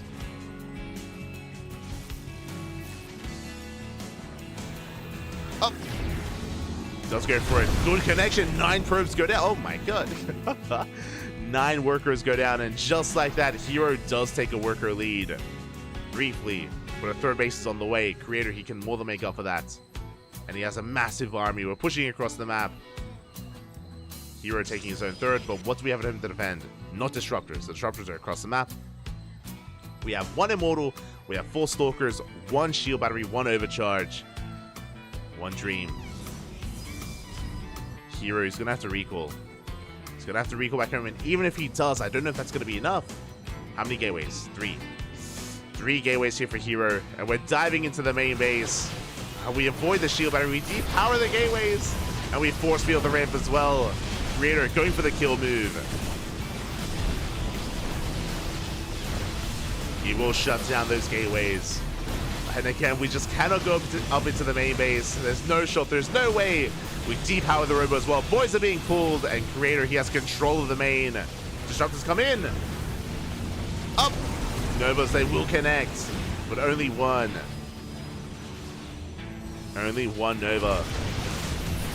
And once again, Creator force fielding that ramp, catches an Immortal as well. Juggling is not good enough. Overcharge is not good enough. Not anymore. And Creator, he has done it. He has the main. He has the army. He has everything going his way. Nova goes off, but it's not going to be enough. It doesn't connect. Prism goes down. GG gets called, and Creator will take the series 2-1. GG.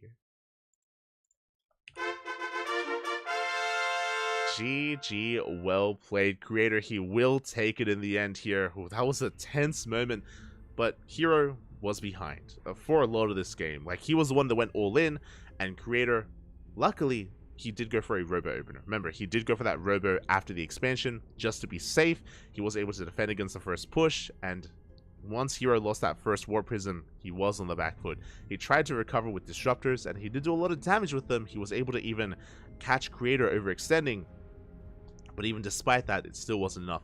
There was that one fight that quickly swung things in Creator's favor when Hero tried to chase that Warp Prism. If you remember when Hero was attacking across the map. Oh.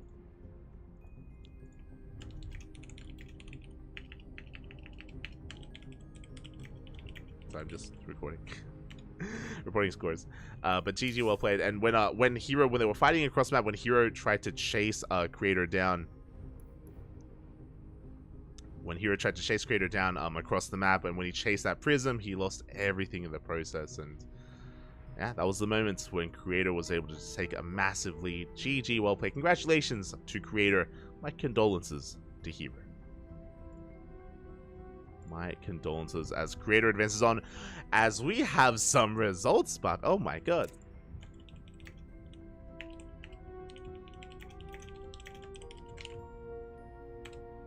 We have some results, and we need to get into some DMs.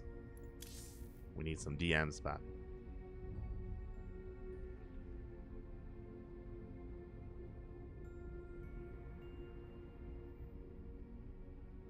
Here we go. Exclamation mark B in the chat if you guys want to have a look at the bracket yourselves, because we have some updates. Let's go. Not the first time this has happened, but it doesn't happen too frequently here. DRG took down Dark 2-1 in a ZVZ. We have casted DRG bring Dark down before, usually off of hidden all-ins, where Dark is maybe assuming that he's free to drone or free to skip his Bailing S, and then DRG catches him off guard with like a Ling Flood or a Roach all-in. That's typically how that goes, but we weren't able to see it ourselves. Regardless, DRG did bring Dark down 2-1, and up next we have Creator versus Dong Rei Gu.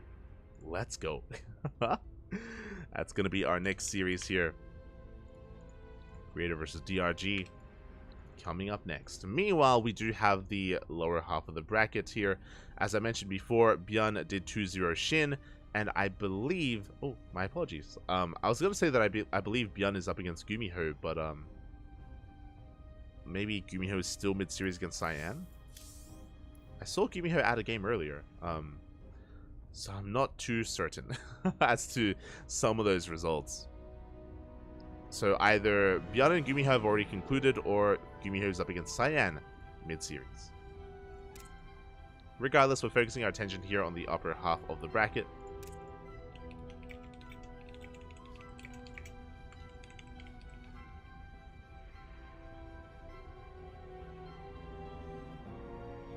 Go over that instead, and yeah, that's going to be our next series. That's going to be the semifinals, and because it's the semifinals, it is going to be, or we will have predictions. We will have predictions open in the chat for all of you to get into. All the predictions.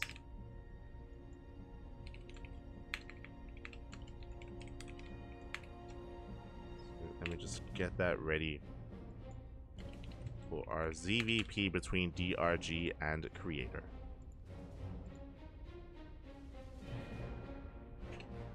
Beautiful. So yeah, that's what we have next. So we're going to be getting to our semifinals, into the grand finals, or potentially the lower semifinals if that is still available. It's a big if. I'm still uncertain as to the outcome of a lot of these matches. Still not certain as to what's been going on there. So we will soon figure it out.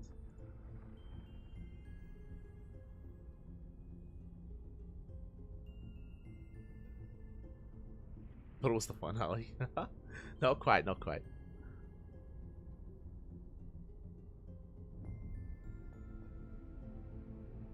So yeah, we're still in the semifinals. To answer in the chat, because I see some people asking about Master Coliseum, we will finish ESL Asia. I know Master Coliseum is starting in 20 minutes, but we will finish and focus on ESL Asia.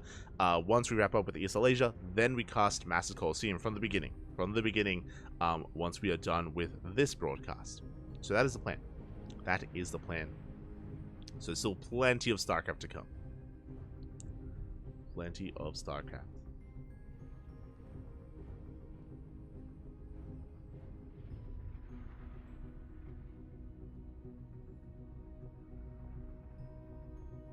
Go. So from here, I guess we're going to go on a short break. I believe our players are still connecting their vetoes.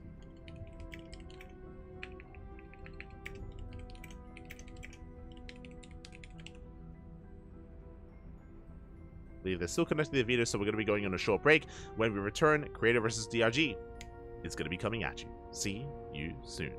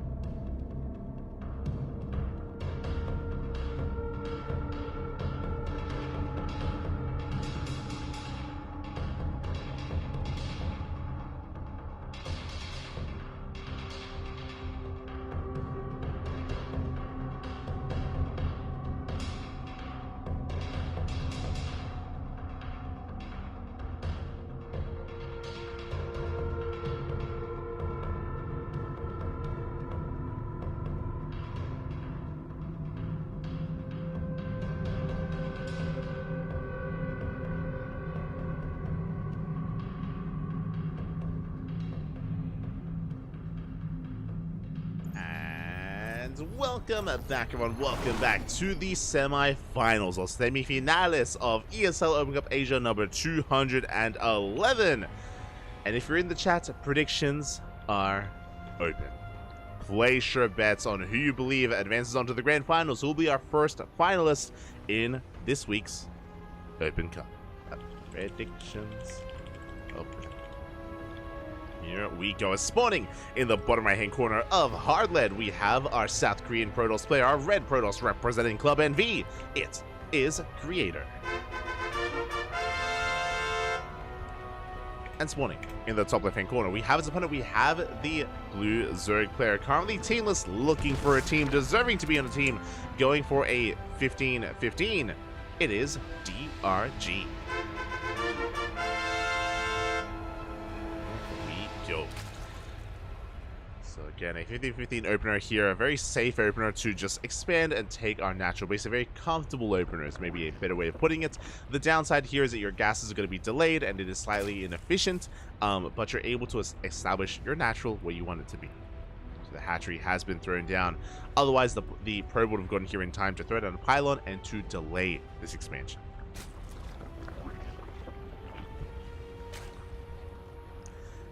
With that, we're getting into our openers. Behind this, Creator going for a gate expand as well. Standard opener from our red Protoss player. Nothing too out of the norm. And I guess we can talk a little bit about our players. Honestly, I don't get to cast enough Creator. Like, we cast Dark and Hero, like, on a daily basis at this point. Like, every other day, we're casting plenty of Dark, Hero, Solar, Classic. Creator, he's kind of fallen by the wayside a little bit when it comes to us covering him, I should say. We used to cover Creator all the time. Nowadays, a little bit less so, unfortunately. So I'm more than happy to cast some more Creator action. And he has a very unique set of skills. He has a very unique play style in this matchup. And typically, he's very macro-oriented. I always refer to him as Showtime. I say he's like the Korean Showtime. Where Creator, he's very tech-heavy more often than not. Not very aggressive, just very tech-heavy, getting up to 3 bases, getting up to 4 bases, building up a death ball of a robo-based army, and snowballing out of control. As I say that, I'm curious if that's still the case, because we have a Twilight Council opener. Now, I'm going to have to eat my words if this is a Glaive Adept opener. Could still be a Dark Shrine, though. We'll see how we do open up here against DRG. In general, I do like Twilight Council openers specifically on this map because the rush distance by ground is quite short. We're on Hardlead. Very short rush distance. No Robo, by the way, and we haven't pulled out a gas. Okay, there we go. Robo now being thrown down. Gases are still being mined. Show us the Dark Shrine. I'm imagining this is a Dark Shrine. I know there is a build where Creator goes for a Temple Archives really quickly instead, but I'm feeling like this should be a DT opener. Gateways are being thrown down, Overlord is being forced back, scouting is being denied, and there is that Dark Shrine. So, yeah, this is a macro opener. This is a way to get damage done across the map and to establish a third base behind this. DT is going to be welding on out, and soon Archons thereafter. Now, DRG still is piecing this together. Should have recognized that, of course, Warp Gate was being researched, and that Stalker was the tell as well. Typically, a Stalker isn't made if it's a Stargate opener. So the Stalker is a little bit suspect. Behind this, we're going to be droning on up. We do have a Bailey Nest on the way, not a Roach Warren. Interesting choice. Bold move here out of DRG. Going for the nest. Going to be droning up. Without Roaches deal with the DTs and eventually the Archons, these DTs are going to get a lot of damage done, or they have potential for damage. As DRG, he is amassing Lings back at home, soon to be moving out across the map. Here comes that Warp Prism. And I wonder if DRG is planning to try to bust through into the natural, to try to counterattack as a response to the DTs. But now fading out his Lings, amassing Lings back at home, Bailings as well. Yeah, he's preparing for Glaive Adepts, and it is not Adepts, it is Dark Templar. The detection's still not done, though. We can get a Queen. Oh, can we, though? It's going to be close as we do dive on forward. We get 1 Queen, we get 2, we get 3. Bailings, they won't in, and they will connect. Oh, they bring down 3 Dark Templar. Clutch defense there. Those Bailings did pay for themselves. And with 3 DTs going down, Creator's in a bit of trouble. He's in trouble because those Dark Templar were supposed to live and morph into Archons, and now we have to go for extra warp-ins. You have to go for an extra warp-in instead. There we go. Archon soon to be on the way. Creator getting ready back at home. Has to warp in a defensive DT just to defend. And DRG's droning. And his economy is looking good. He did lose 3 queens, but is redroning, resaturating, more links and bailings on the way. We have an Archon, but only a single Archon. Not as terrifying as it otherwise should be. Tumor gets picked up. Well, we are forced back. So from here, the game will settle down. We're going to be getting into charge lots, immortal, third base. As we mentioned before, this is kind of Creator's go-to composition, building up a charge Archon immortal-based army on 4 bases. We'll see if that's going to be the case here. Things they come in to harass, they avoid that Dark Templar. Oh! They get into the where's the force field? The force field, it is not there. It is too late. Creator, attention elsewhere. Focusing on his Archon drop. Did lose a sentry. Thankfully, didn't lose any probes. But didn't lose many probes. As the Archon drop does continue. Rotating in between the bases, patching an Overlord.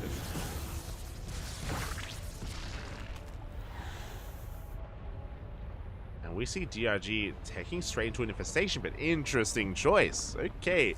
Are we feeling Swarm Hosts? If this was Dark, I would. Swarm Hosts would be amazing against Charge Lots and Archons. But nah, okay, we got Hydras. Never mind.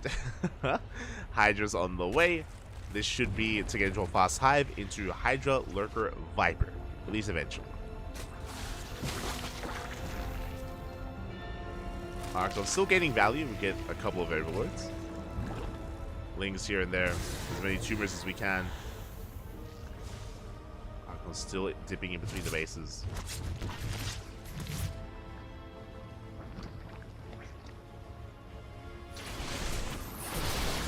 As the rest of the army has arrived here. Sorry, it's just a little bit distracted by chat. And we do catch some of the Roaches and Ravagers. Creator taking a big fight.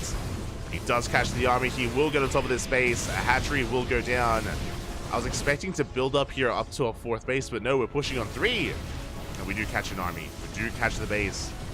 DRG amassing his forces here, but he doesn't really have much to work with. He has 3 Roaches and 4 Ravagers. Creator, he can keep pushing. And he will. Or will he? Pulls back again. We don't really have much of anything to defend. There was potential here. Creator, he has a supply lead. And this is inflated supply as well. Okay, Creator, he's just consolidating his army. Gathering his thoughts. He's rotating around. This is a more safe response here. So his goal is to just deny the hatchery over and over again. DRG is double expanding, but we can just deny the 4th base. And DRG can't really stop this. We need more confidence, Bobby. As DRG's army is getting larger and larger. Lurker Gen is on the way, remember that. Observer gets sniped.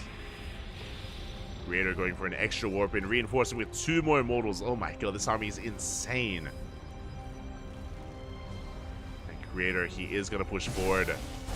Shuts down this hatchery once again. That's a kill, not a cancel.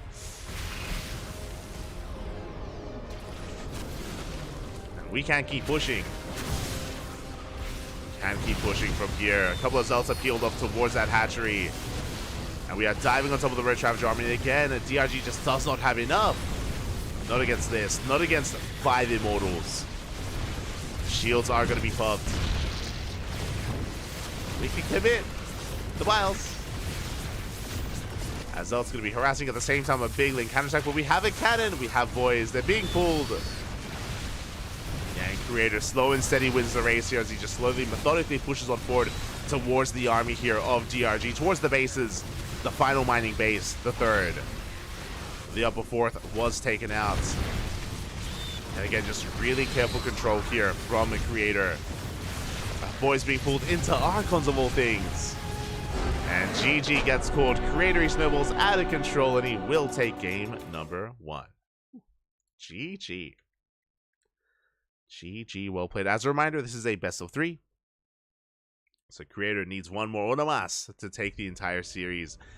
DRG, again, he was just caught with his pants down a little bit. He was in the middle of expanding, he was in the middle of droning.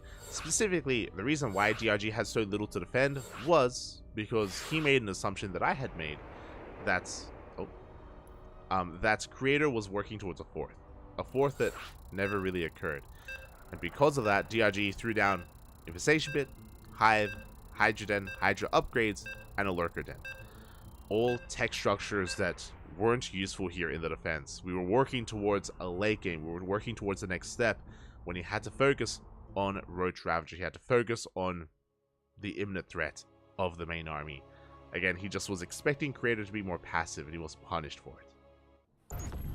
That's why DRG was so woefully underprepared. And here we go, spawning in the bottom right hand corner of Oceanborn. We have our red Protoss player representing Club NV, leading the series 1-0. It is Creator. And spawning in the top left hand corner, we have the South Korean Zerg player, currently teamless, deserving to be on the team though. It is DRG.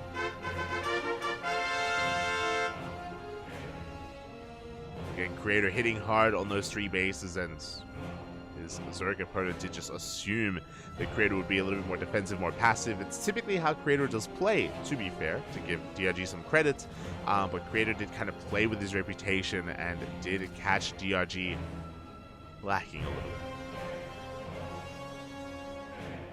bit. Did catch him off guard. DRG forsake the unnatural. Natural going to be a hatch gas pool opener here from our Zerg player. Creator, what do we go for this time? What do we go for this time here? Do we see another Twilight Council opener, a Stargate? I wouldn't be opposed to Stargate play on Oceanborn. But we'll see. We'll see what Creator is fond of and willing to whip out. I expect him to diversify his play.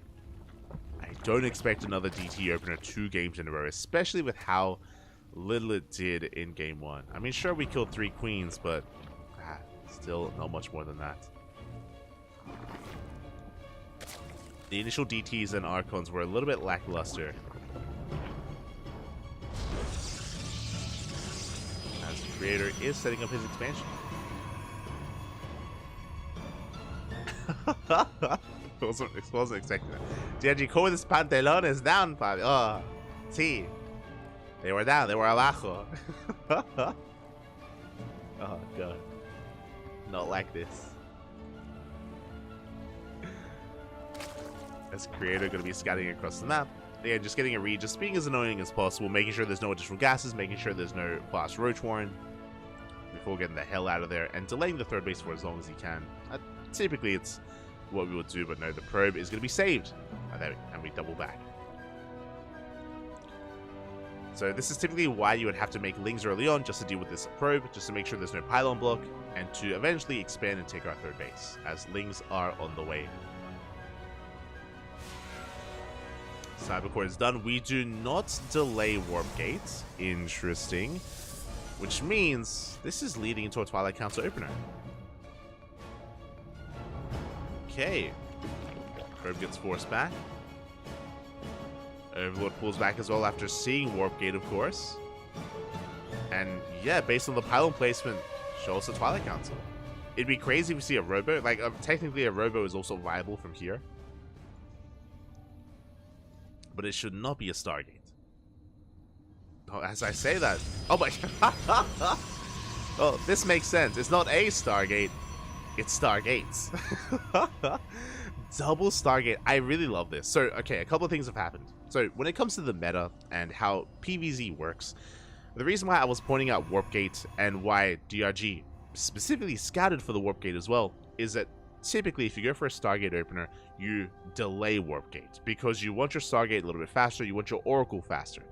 Because Warp Gate was prioritized, that typically leads into a Twilight Council opener. That's what this means. That's efficiently like how you would open up your build. So Creator, he feeds his opponent misinformation, going for the Stalker. DRG is coming in for a confirmed scout, and again, we hide and we delay our tech, going into double Stargate Mass Phoenix. I really love this play here at a Creator. We'll see if he can get away with it. Now, the Overlord does see the Stalker. Very suspect. Very suspect here. DRG, he's throwing down the safety Baliness, as we saw previously in the previous game. With this, you can defend against glaives, but it's not adepts. We're banking up phoenixes, and DRG has no idea. And this would not be on your mind right now. It would be either glaive adepts or maybe potentially Skytoss. That is an option. But it's not really Skytoss rush here. It's not a Skytoss rush. Wings are amassing to defend against a ground army. We have safety spore crawlers to defend against ZTs. They are now on the way, and Lings are pushing out.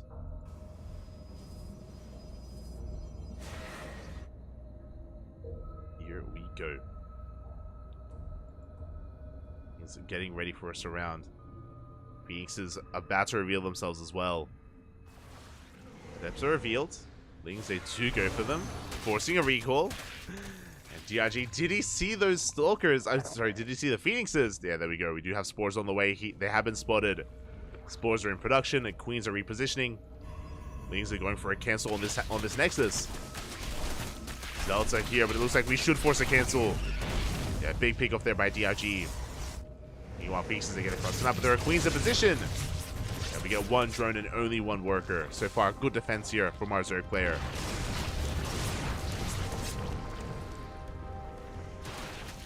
So far, good defense. Lings they get across the map. They're trying to bust into the natural, but they do not. They are being forced back.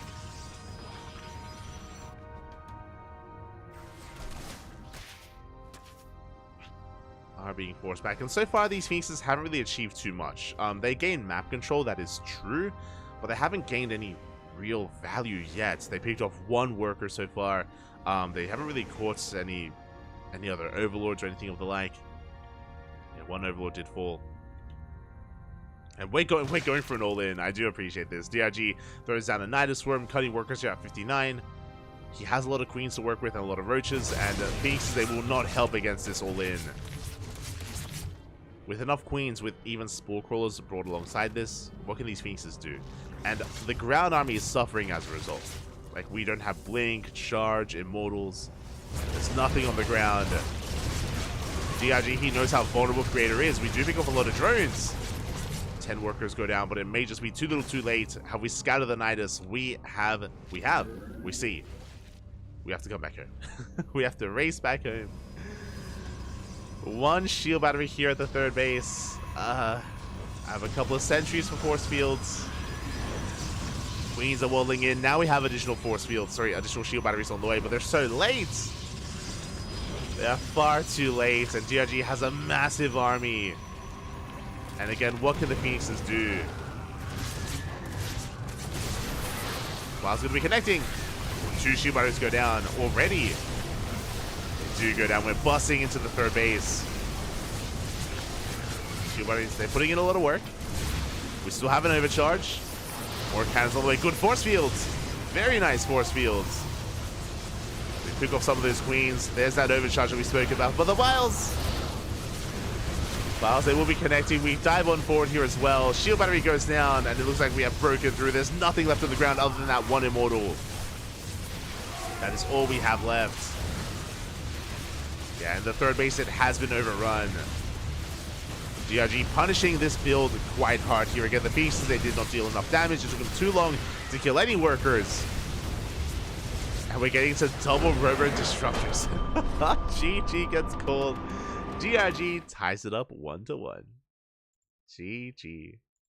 Very nicely done here. Again, because the phoenixes were so lackluster, it allowed DRG to punish that. Again, a Nidus all-in worked very nicely against something like this because, as we mentioned, there was just nothing on the ground. There was very little on the ground to help defend and help support the phoenixes. It was mainly a phoenix army, and because the phoenixes just spent so much energy across the map killing workers, they barely had anything back at home. And even if they did have energy, again, mass phoenix against that kind of all-in, it's just not ideal. Not in that situation. And GG. GG, well played. We're going to Game 3, to the ace match. Also, we have confirmation. Gumiho did take down Cyan 2-1. Did go all the way to the ace match, though. So a big shout out to Cyan. I know he's been improving a lot. Not surprised at all that he took a map off of Gumiho. Wasn't able to take the series, but well played nonetheless. GG to Cyan. As I believe Gumiho versus Beyond has commenced. Because they just started, that also means that we might be able to catch Game 2 or Game 3 of Beyond and Gumia. But now though, we're getting into our ace match, and spawning in the bottom left hand corner of Solaris, we have the red Protoss player representing Club NV. It is Creator. And spawning in the top right hand corner, we have his opponent, we have the blue Zerg player representing himself, but tying up the series 1-1. It is DRG.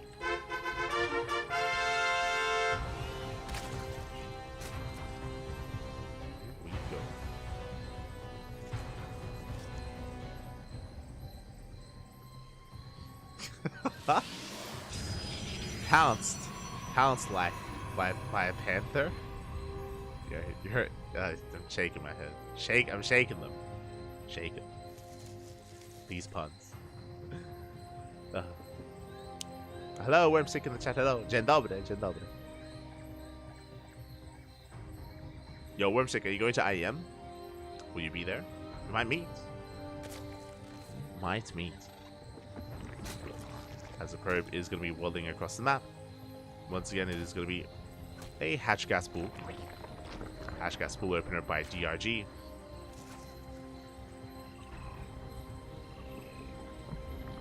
Everything is looking normal, looking standard. Really, my eyes are on Creator. He's been very aggressive this series, right? Like, Game 1 was DTs into a 3-way soul in. Game 2 was double Stargate Mass Phoenix into double Robo Disruptor. So Creator, he has been very wild and very chaotic in his build so far in this series, so I don't know what to expect. Even if I see something that should be a Twilight Council opener, like I'm second guessing myself now. Yeah. What do we got? Show us. What haven't we seen so far that's a little bit more out there? Okay. Robo. We haven't seen a Robo opener yet. And if we do get a Robo opener, Disruptor drop. Disruptor drops by. Let's go. But we'll see. The pylon placement is an interesting one. Unlike the previous one, it's a little bit more further on the right-hand side, so this would facilitate for a standard Stargate opener. Warp Gate is being researched though, bear that in mind, is revealed to the Overlord. But just like the previous game, this could just be for mind games, but this should lead into a Twilight Council, and there it is. StarCraft makes sense again. It is a Twilight Council opener. And DRG doesn't know this. Overall, I like how we're playing out this series because DRG, he sees the Warp Gate. He should believe this is a Twilight Council opener, but that's what happened last game, remember? Last game was also a Warp Gate into double Stargate Phoenix. So DRG doesn't know what to think.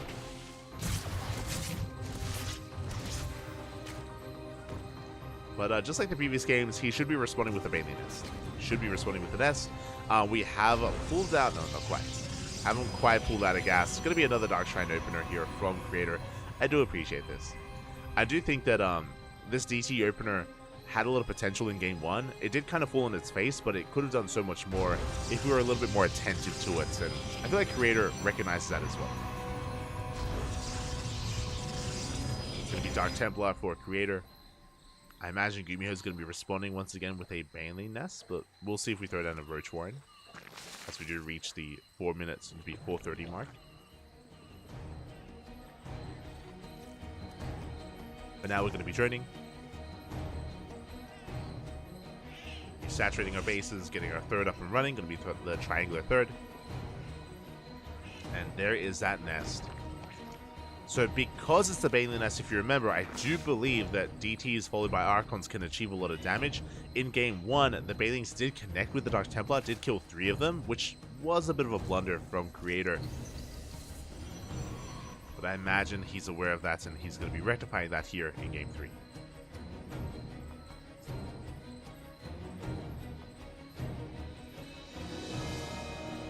There we go. Creator is moving out, Dark Shrine is done, and DT should be on the horizon. Prism has been spotted here by DRG, is aware. No spores, by the way. Uh-oh. He's in position to swat this away. But we have skipped our spore crawlers, which is terrifying. No detection. Here come the Dark Templar. At the same time, a big link counter-attack going straight for the third base. Oh, there's no warp in. We should force a cancel. Yeah, big denial here at the third.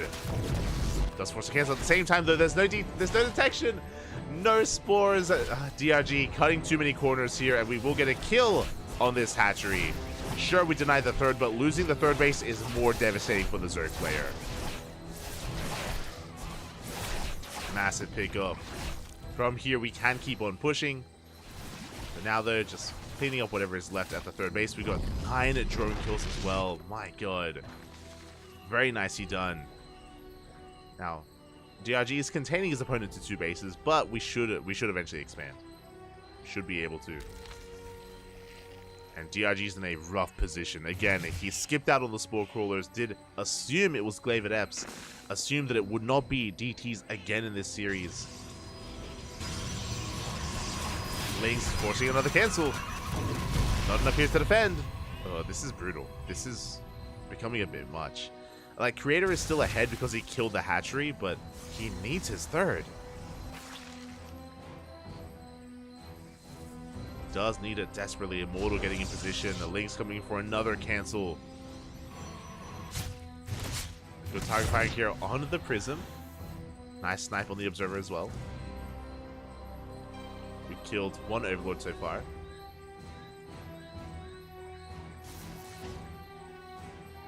As finally, Creator is going to be able to expand and take his third base. DRG likewise taking his own third. Roaches are in position. Roachhorn was thrown down during the defense. And the game will stabilize from here. Or I say stabilize. The game will move on from here. I do want to still give Creator the edge overall. Just because it had delayed this bases. But we were droning this entire time, and DRG will Maynard over. Will saturate his third almost immediately. What is the follow-up? We have Charge on the way alongside Immortal, so it looks very similar to game number 1, where Creator invested into Charge Lot, Archon, Immortal, alongside Sentries, and we should be pushing on 3 bases, just like game 1. But again, this time DRG is going to be more prepared, mentally, physically, spiritually. Even getting into Burrow. DRG being a little bit cheeky here, getting into Burrow, tunneling for Roaches. Has a lot of potential to harass.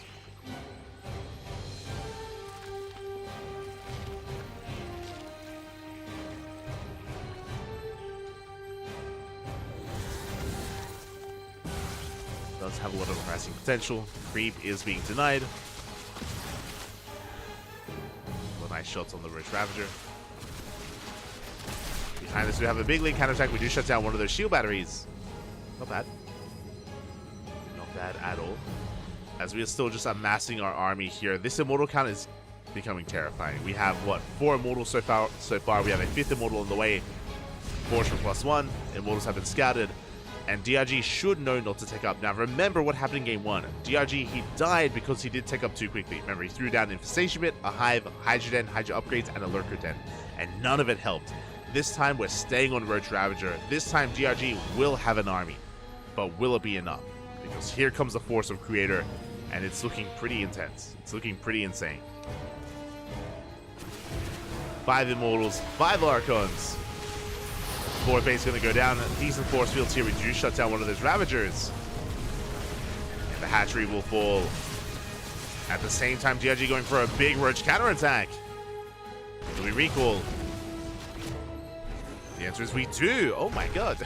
We're going to be recalling back home. We do pull back. Oh, DRG wants to catch this army. Does catch an Immortal. Very nice pickup. Immortal goes down. Oh, and detection is required as Roaches, they do slip further into the main base. Now, Creator, he may have denied the 4th, but DRG's maxed. He is maxed out, and Creator, he is out of position. Rotating over as we speak. Main base looking exposed. Files, ooh, they will connect. And where are those Immortals, by the way, again, out of position. DRG just pulling his opponent apart. We do have the overcharge, and we do have to respect it. As Creator, he does hold. Meanwhile, in the main base, we still have a couple of Roaches left over. I return to Have been serve. spotted. Concave from Creator. As we're going for another roach run by here in Creator. It's being pulled apart. Good force fields. We catch a good chunk of Roach Ravager, but he's being dragged back into his own natural. Cannon's going to be going down. Creator still in position though, here in the main, here at the third.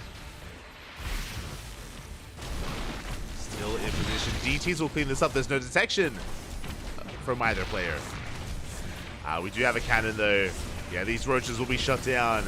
Very efficient cleanup here from Creator. He didn't really lose much. I was concerned that more pros would go down, but no, we lost only a handful. Very nicely done here by Creator. At the same time, just forces back the main army. DRG plummeting in supply. He threw away too much. He himself as well was hoping that that Roach counterattack would deal more damage, but no, Creator is looking solid. And now we're pushing. We had 5 Immortals, now we're on 6. We have 8 Archons. And in a head-to-head fight, I have to favor Creator. Like these run-bys, they had to do more damage. These roaches, they needed to achieve more to the economy of Creator, and they didn't touch it.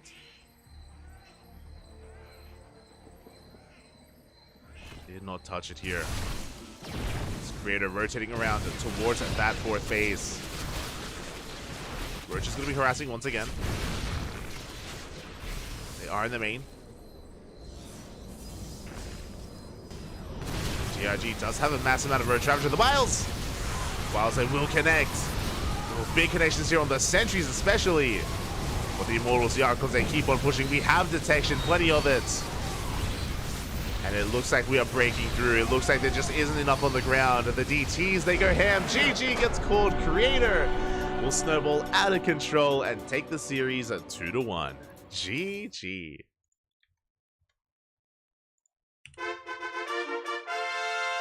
GG, well played. Creator was in some trouble. I was concerned that the Tunneling Claw Roaches would do too much economic damage, but they did surprisingly little. Surprisingly little economic damage as Creator was able to recall and warp in time, able to defend.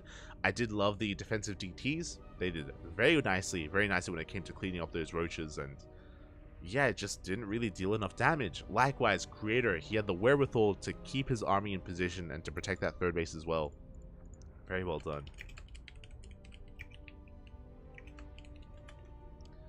GG, well played. Congratulations, Creator. He advances on to the grand finals, and we have yet to determine who he faces off against. Or have we? Do we have results? Exclamation mark B in the chat if you guys want to have a look at the Wikipedia page or the bracket yourselves, because it looks like we do have some updates. It looks like Gumiho. Oh my papi. According to the bracket here, Gumiho took down Beyond 2-0, and is that the case? I believe the series has ended, but I don't see Gumiho in game. But yeah, looking quite possible here that the TVT did go the way of Gumiho. I mean, again, Gumiho, he is a terrifying Terran player. I know he's very, I feel like he's very underrated. A lot of people do kind of overlook Gumiho, and I don't blame them.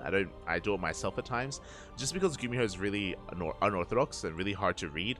Like Gumiho, he can come out and he can take down Beyond, he can take down Maru even in TVTs, he can bring down Hero, and then he can fall to them, you know, in the next breath as well, right? Like, just because Gumiho is such a creative player, it does lead to a little bit of inconsistency from Gumiho. I mean, hey, he's our ESL Masters Summer runner-up, second only to Serral, so he's still damn good, and he's always a treat to watch. Like, I love casting Gumiho, and I wish him the best at I Am Katowice. Always leads to entertaining series. Regardless of how it goes, regardless of whether he wins or loses, entertaining nonetheless. As we are getting confirmation of that final score.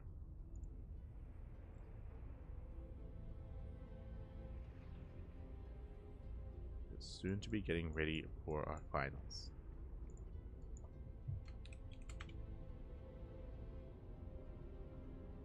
Oh, there he is. I was looking for Gumiho, and yeah, Gumiho, he is here. Meanwhile, a big shout out to Psych in the chat. Gracias, papi, gracias. Thank you so much for subscribing for the first time with a tier 1 sub. Thank you so much. Hope you've been having a great time. Hope you've been enjoying the content. Hope you enjoy the emotes as well. If you do wish, you can join our Discord server, and we do share replay packs in our Discord, so you can enjoy them yourself.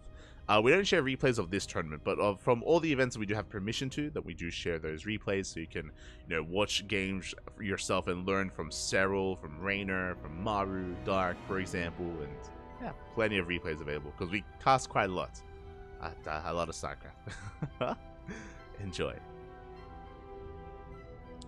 Otherwise, it looks like we're going to be going on a short break, and we will be getting ready for our grand finals.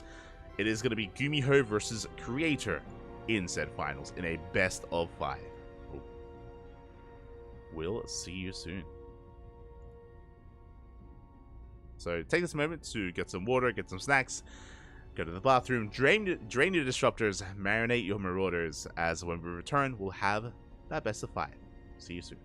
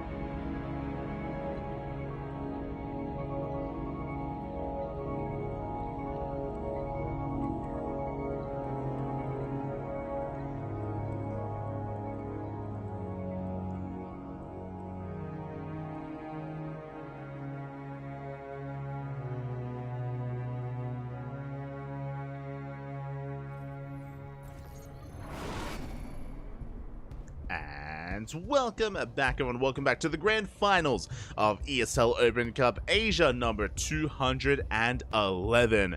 And we've had quite some turn of events here. We've had a lot of upsets, a lot of insane matches already. Björn has fallen, Dark has fallen, Hero has fallen as well, and we are down to 2 final players. And if you're in the chat, predictions are open.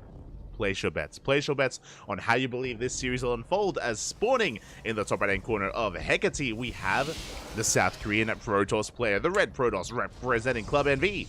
It is Creator.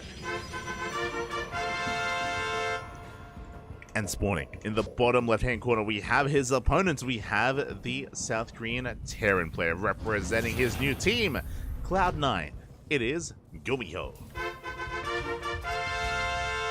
Just realized I don't have the logo. Hold on.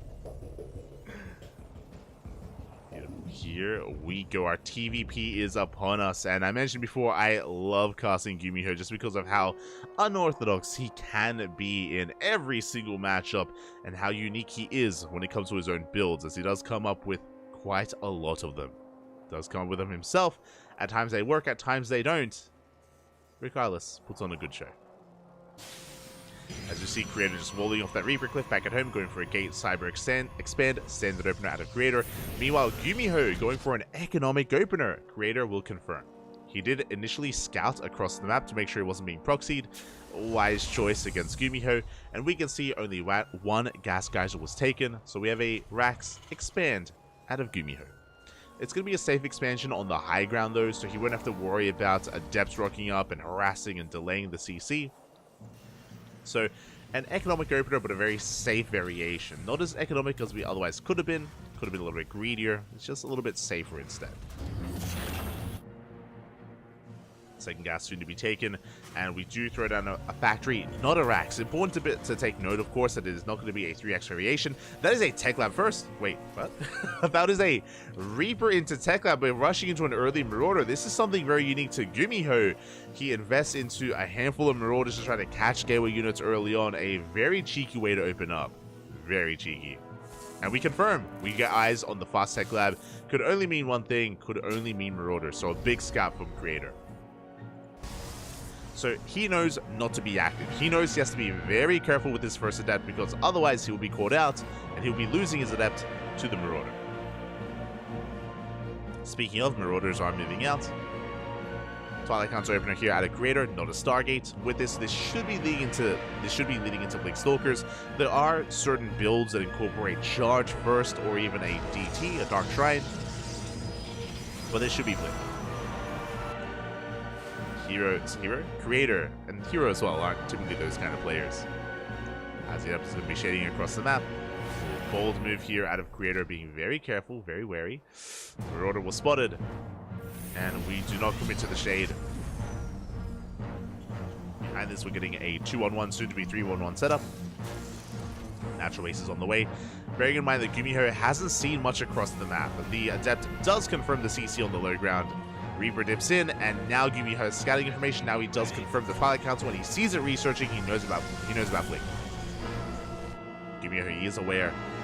And how many gateways? We have 2 gateways here in the main base, and we have 1 gateway at the natural. So 3-gate Blink from Creator. This is just a safe way to open up. I say safe way. You can be quite assertive with this. We should be taking a third. This does lead into a third base on location as the Stalkers move out. This isn't as aggressive as 4-gate Blink Stalkers, for example. It isn't as passive as a 2-gate opener. As we're trying to cut off of this Reaper. Reaper does manage to get away though. Oh my god. Gumiho. We're looking. And do we come across it? We barely do. But the Reaper will escape. Does suck it in. Does manage to slip away from Creator. Very nice moves here from Gumiho. Ooh, as Creator, he's on the hunt. Doesn't come across it. Meanwhile, we do have a mine drop across the map. We do deny mining here at the natural. We get 1 probe kill. So come back in. And we still have that 1 shot available. Alas, it's gonna go off here on a probe. Well, they're retargeting. A lot of lost mining time. Didn't kill a lot, but did delay mining for quite some time here at the natural base. And behind this, we're getting to much earlier tank production.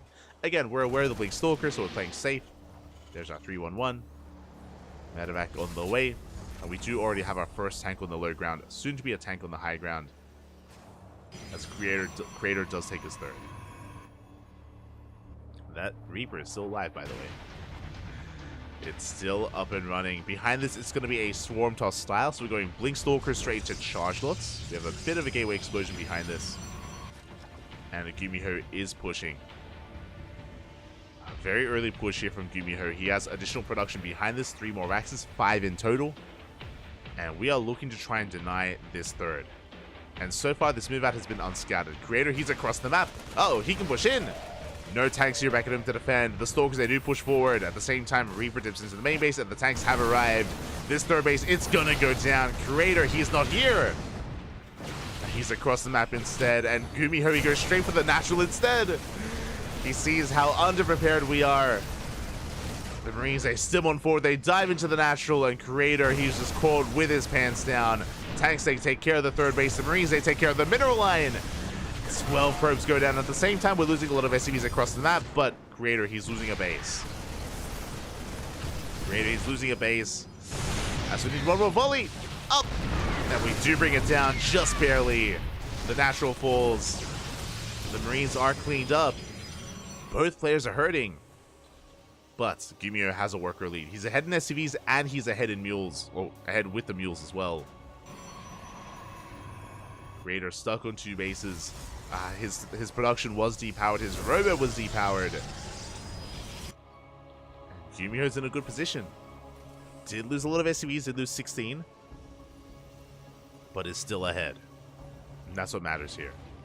Is ahead. Creator, he's trying to hunt down those medevacs, but they do slip away. Creator, he doesn't catch them.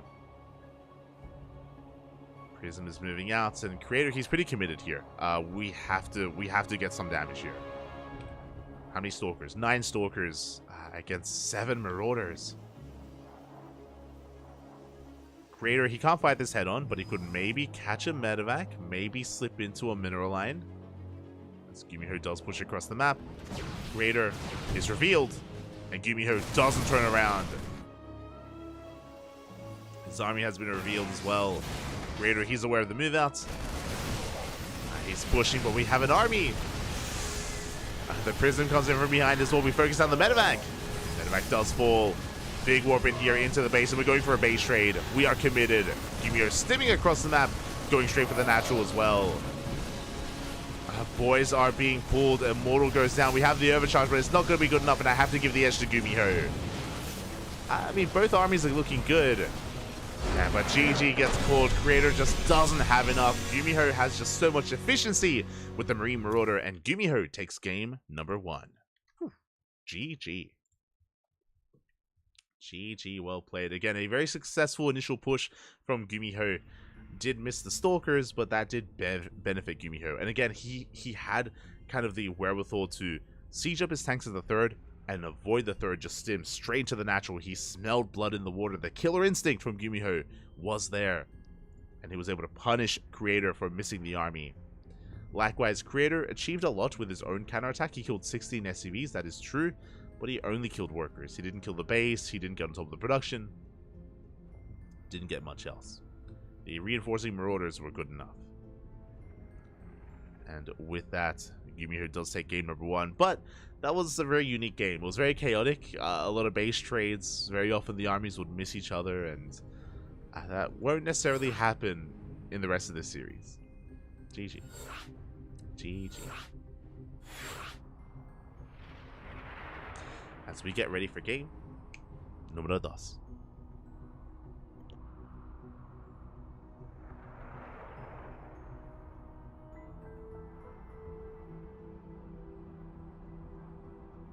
Stretching, stretching. Don't forget the stretch. Don't forget posture check.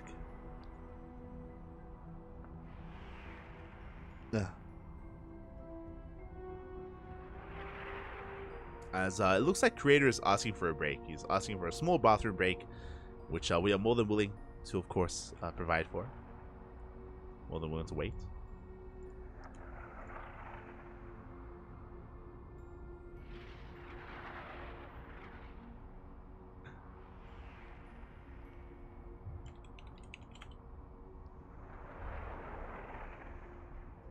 And for now, I guess we're going to be going on a short break. We're chilling, man. We're chilling.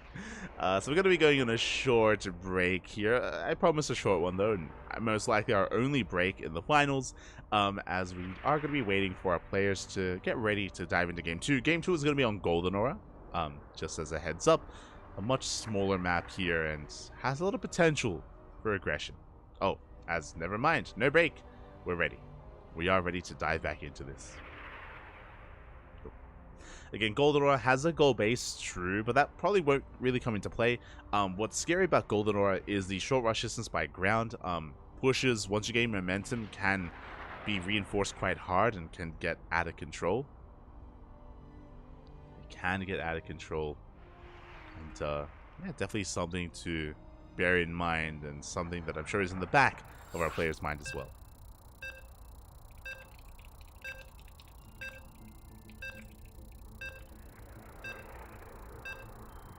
Here we go. We're getting into game number 2. We're getting in there. Beautiful.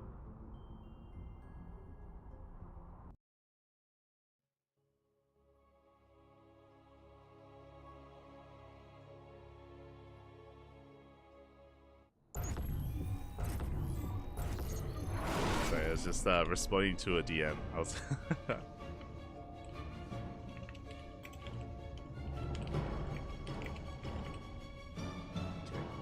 spotting in the bottom right hand corner of Golden Aura, we have the South Korean Protoss player, the Red Protoss representing Club NV, down in this series, but not out, not by any means. It's a best of 5, Bobby. Plenty of games ahead of us, plenty of chances to come back.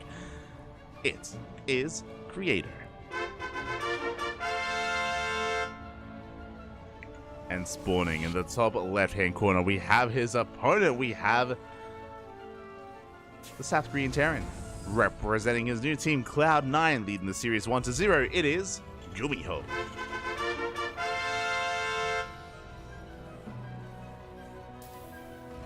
Here we go. Creator. Once again, going to be skirting around the edge of the map, looking for a proxy, making sure that everything is as it should be, as they do come in to our scout. And just checking these linear locations before coming in. Likewise, ooh, a different opener, and this is what I expect. I expect Gumiho to do something different every game. Game 1 was a Rax expand into a Marauder, into his eventual double tank push. But here we're going to be seeing a double gas opener here from Gumiho instead.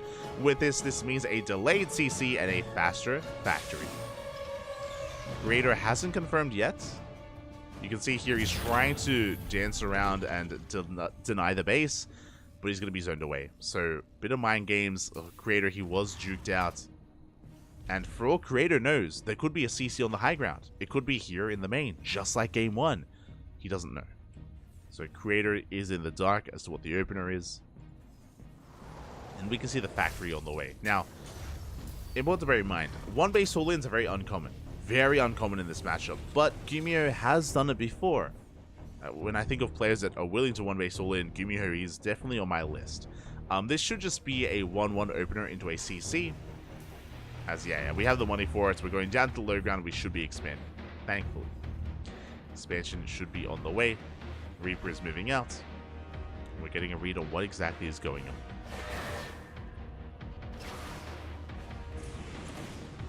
Who does dip in? We have yet to decide our tech. So far, the boy's being pulled, but the Reaper does manage to escape. Still very low, though, and it looks like... and it looks like it will be shot down. What of us? We missed the shot. We miss. No. The Reaper hasn't seen the tech. Oh my god, we commit to the shade. We do get further away as a result.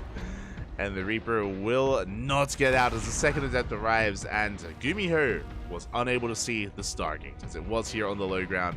And it is going to be a Stargate opener. Now, behind this, Gumiho is going to be investing into quite a lot, actually. We're going up towards, I believe, 5 Reapers. No, never mind. We're going to be getting out of Reaper production.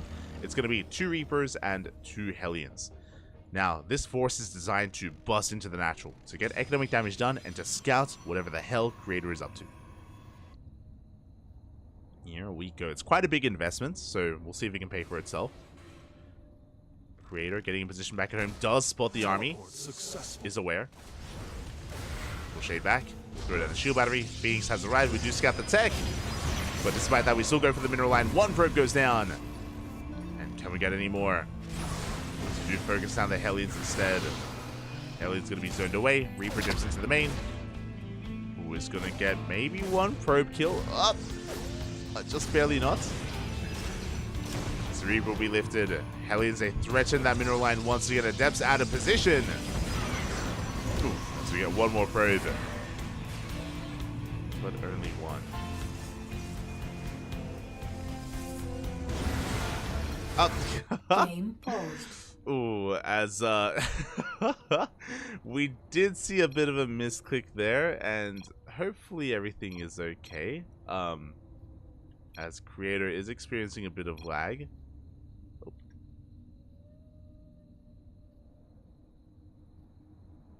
Yeah, hopefully everything's okay. And again, we are more than willing to wait. More than willing to just wait for a moment here while our players do sort things out.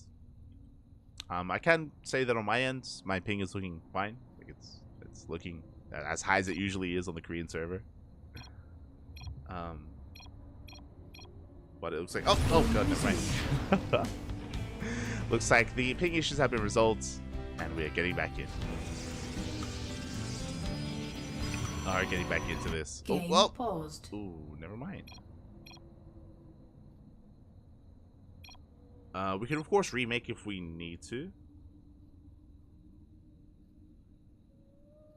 I'm sure as well that Creator, he's asking if Gumiho is experiencing anything. Oh, thank you. Yeah, I'm just trying to check here, and I'm sure he's like checking to see if Gumiho has lag. If both players were lagging, then it could potentially be the server, or even potentially be a caster. But if it's only Creator, then it's on his end. And hopefully he can resolve it here. You know, I'm sure just making sure there's no other device using the Wi-Fi, making sure that there's no like downloading going on in the background. And yes, they are confirming that if he needs to restart his router, then they will resume from replay. All good. All good. So yeah, shout out to Gumiho. Yeah. Shout out to Gumiho as he's letting us know that that you know he's okay with that, of course. That if Creator has to restart his router, then we can just resume.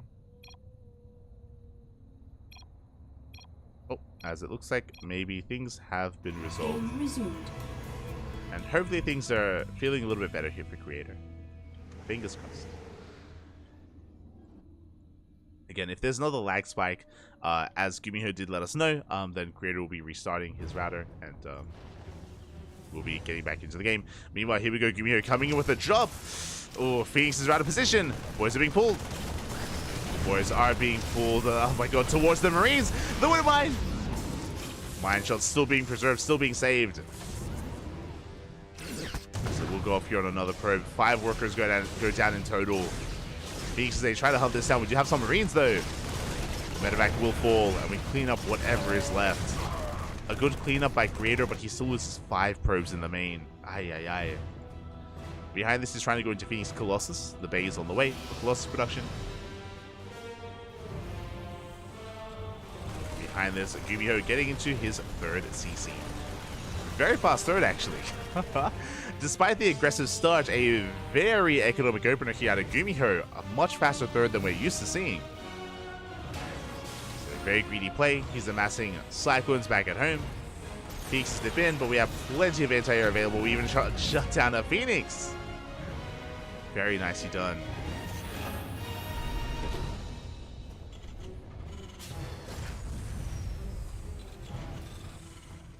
I don't stretch, I squid. What does that mean? Hi, hi, hi. What is happening to your body?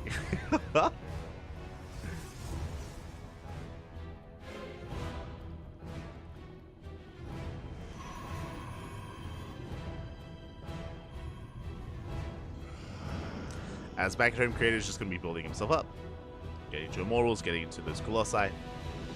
Meanwhile, Gumiho taking faster. Wait, quickly checking the vision here. Creator, he did see the third CC, so he's aware of how fast it is.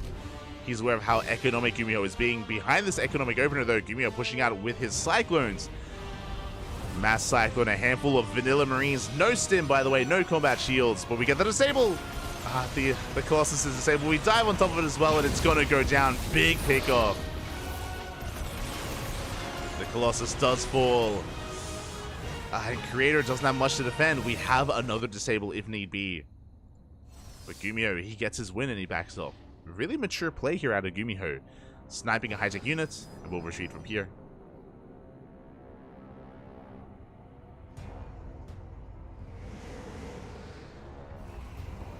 We'll retreat from here. Gumiho still just building up his army. Did make an extra wave of Cyclones as well. We are up to 8 Cyclones. Behind this, now we're transitioning into full bio, stim, combat shields, concussive shell on the way. Stim is done this time, and once again we bypass the army. Once again, Creator does miss it.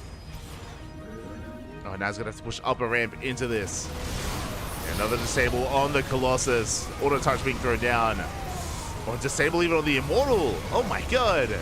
And Gumiho, he's going to be able to break through. The Gateway army does crumble, and the Colossus, as it comes out of the disable, we disable it once again. GG gets called. Gumiho having his way with that army and takes a 2-0 lead. GG. GG, very well played here. Again, we don't really get to see players incorporate Cyclones that often against Protoss, outside of All-Ins and Cheese. But Gumiho to get up to 8 Cyclones here, to be able to force back and shut down the Phoenix play, and to be able to proactively dive on top of these Colossi, very well done. Very unique. Very unique here. As we have confirmation, Creator, he is restarting his router, and he is restarting his PC as well. So, is going to be sorting things out on his end, as he does get ready for game number 3. But again, a really solid game there out of Gumiho, and yeah, really unique as well. Was really cool to see him incorporate the Cyclones in such a way, just to like dive like that to pick up those high-tech units. Unfortunately, Creator, he didn't see the move out twice. He didn't see either move out, so he wasn't in position. Especially that second fight was brutal, where Creator, even though he was back at home, he was pushing up a ramp into a concave of Cyclones. Like, this was just the worst fight that Creator could have taken, unfortunately, and there were just so many Ravens to deal with that, to deal with those Colossi, to deal with the Immortals as well. If he had seen the army coming in, then I'm sure we would have seen Creator rotate back around with his Phoenixes and use the Phoenixes to zone away the Ravens, or even snipe the Ravens. There would have been more of a dance. There would have been more of a back and forth between the Raven and Phoenix. That's the purpose of the Phoenixes, is to zone them away to make sure that the Colossi are kept safe. But again, that is highly reliant on being aware of the army location. And with that, GG, well played. We're getting into game number 3. And a big shout out to 1911 Smoke 1911. Thank you, papi. Thank you for subscribing with Twitch Prime. Gracias, papi, gracias. Thank you so much. Hope you enjoy your emotes. Hope you enjoy your replay packs. Again, you can join our Discord and bam, you can get some replay packs. You can gain insight as to things that we are working on as well. We were posting drafts, for example, of our mascot for the Ducklings Showdown, and like little behind the scene things like that as well, if you're interested. Otherwise, we're diving into game number 3 and spawning in the top left-hand corner of Oceanborn. We have the South Korean Terran player representing Cloud9, 1 game away from becoming this week's champion. It is Gumiho. And spawning in the bottom right-hand corner, getting proxy. Oh, he's got a scout! No shot, he does come across the proxy. We have our South Korean Protoss player, the Red Protoss, representing Club NV. It is Creator. As every game in this series, Creator, he has been scouting for proxies every single game, and finally it pays off. Finally he does get, oh, the RNG. Oh my god, Gumiho still barely building that Rax, refusing to give up, but the SCV will be going down. But we have another 2. We have another 2 workers on the way. Gumiho wants to commit. He wants to make this work. We have one to throw down a bunker. Oh, no, my apologies. Both of them going straight for this Rax. We're going for the Rax. We want to try and finish it as best we can. Oh, RNG not going to be good enough, but it looks like we will do it. Looks like this Rax will complete. Meanwhile, Creator is setting up his own proxy across the map. I love it. And GG gets called. Yeah, it's a disastrous start for Gumiho. The proxy will be shut down, and Creator will fight back, putting a point on the board.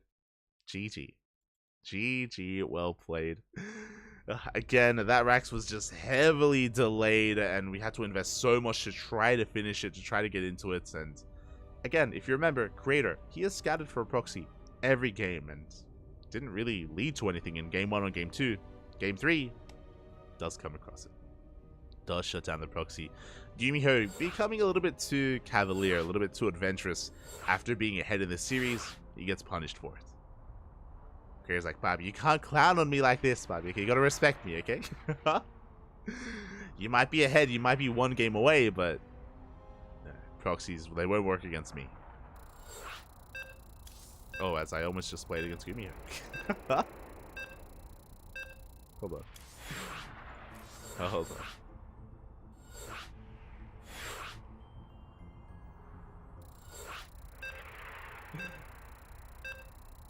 We're getting into Game 4.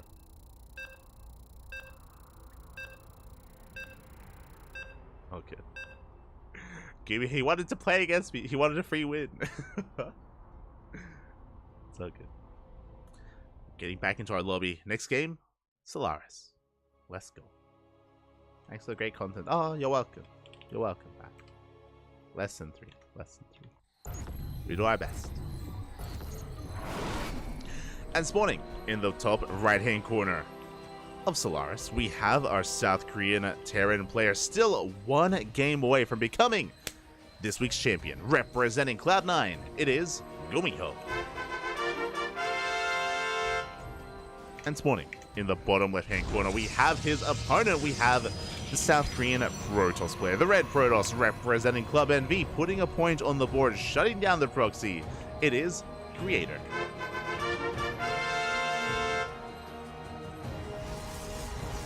And this time, there's no SCV out on the map.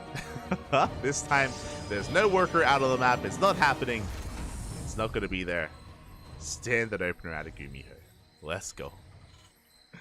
And once again, Creator, he's checking for the proxy. Once again, you can see he checks the third base location first, and then he goes across the map. Again, he's been doing this every game in this series.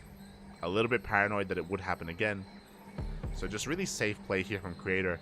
And again, this safetiness, it pays off. You know, it allowed him to win that last game. So take notes. If you're a Protoss player out there, be safe like Creator. As we are getting across the map.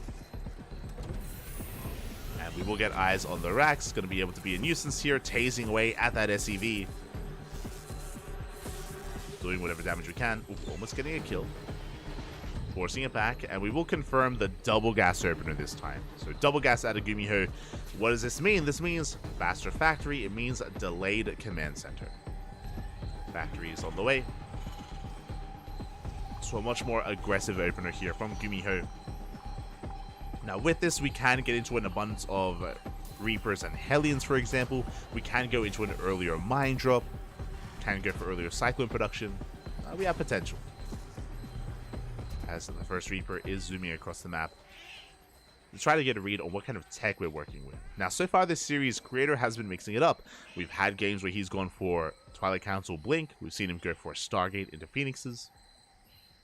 He has mixed it up, and it's on Gumiho to recognize which one it is. Reaper going to be coming in. Who is going to be denied. Is going to be forced back from the main. As I say that, we do commit to the shade, which means that the Reaper dives into the main base. We get eyes on the tech. We see and confirm the Twilight Council. It's going to be a Blink opener from Creator. So far, a really good scout from Gumiho. Reaper does escape, and behind this, we're going for our CC on the low ground. And what are we doing with our factory? Cyclone. Cyclone first. Interesting choice. Cyclone openers are really good against Stargate play because they can just shut down Phoenixes.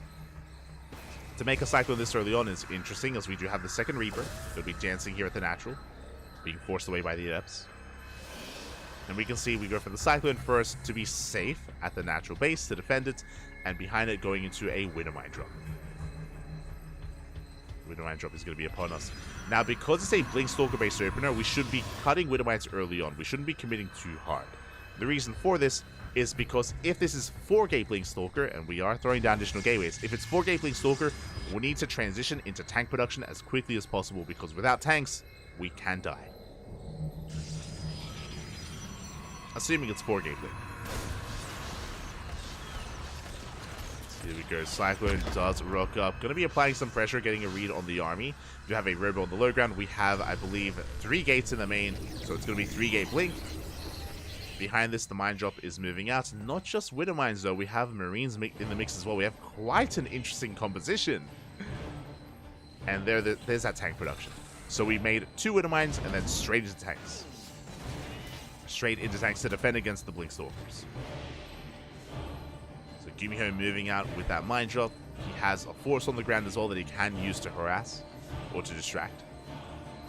And the goal here for Gumiho is to count how many gateways. Ideally, is to come in, get some damage done, and scout how many gateways there are. So far, the mine drop into the natural. Good reaction so far. Shot's gonna be going off. Oh, we do catch an Adept and 2 probes. Very nicely done. And meanwhile, we do get the drop into the main base as well, only getting 1 probe.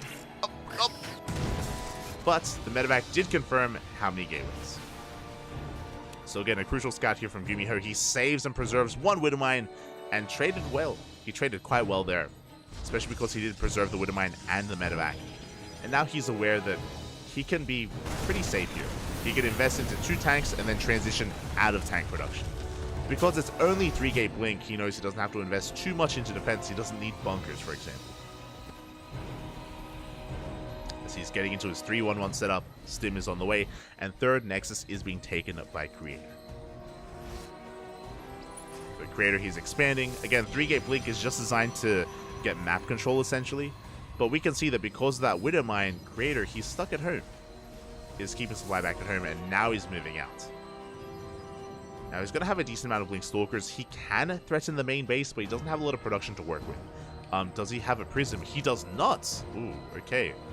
Without a Warp Prism, it means that he's mainly going to be containing and keeping an eye on any move out. Speaking of, Stalkers have been spotted. Gumiho's now on notice. He's now on notice, and he does reposition plenty of Marines.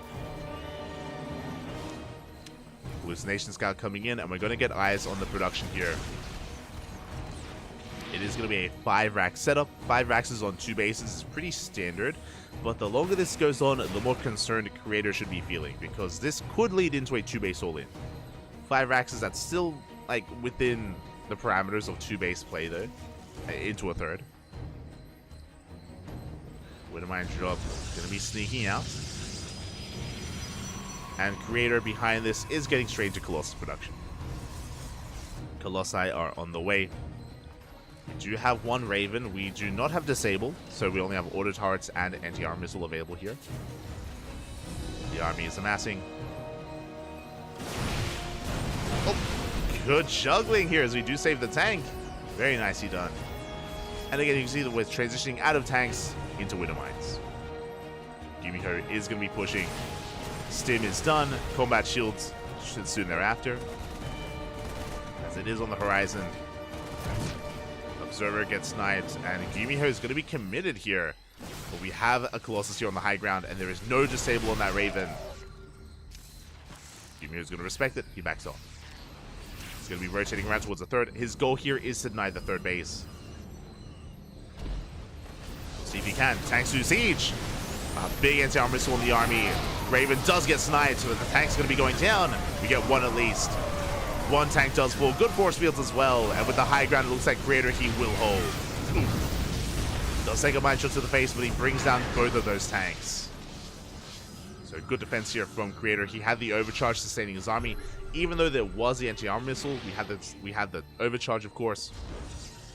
We could sustain ourselves. Behind this, 3rd CC on the way. Now, this 3rd CC is late. It is a late 3rd. It's on location to make up for it, but Gumiho's in a rough place. He has to get more damage done. That's why he's being so active. He has a mine drop towards the left, his main army towards the right. He needs to get a little bit more. Whether it's economic damage or picking off a Colossus, trading well with the army. He needs to do something to make sure the Creator stays at home. Oh, the mines! Oh! One shot goes off. At the same time, Gumiho dives into the natural. But we are in position. Yeah, Creator, he can collapse on this. Mine shot's going to be spent on Zealots. And Creator holds. Gumiho gonna have to back off here. Is spotted by the observer. We do see, we do know. Gumiho is slowly getting the store base up and running, but again, we have very little to defend. Creator, though, he's staying back at home and he's transitioning. So we have 3 Colossi, we have hit critical mass. 3 Colossi is the ideal. And now we're working towards another form of splash damage. Typically, it's Colossus into Disruptors, but it looks like we're heading towards Storm. As we work towards Storm, we're working towards Ghost as well, with Gumiho. Grissom is spotted. Mineral field depleted. A good scout from Gumiho. We'll be able to react. So Gumiho is getting into Ghosts and Vikings. Creator back at home is not going for a counterattack. He's taking a 4th. The 4th looking quite exposed though. And Creator not quite in position to defend. It is going to be spotted. It is going to be scattered. Gumiho going to be rotating over to deal with it. At the same time, still has a marauding force towards the south. And Creator, likewise, is also in position. I mean, this Observer is doing quite well for him. This Observer does see the army. But that 4th is cancelled. And this is all that Gumiho has to do. His win condition here, his goal, as he takes his 3rd, is deny the 4th. For as long as we can. We don't have to keep Creator off of 4 bases, but the longer we do, the better it is for the Terran.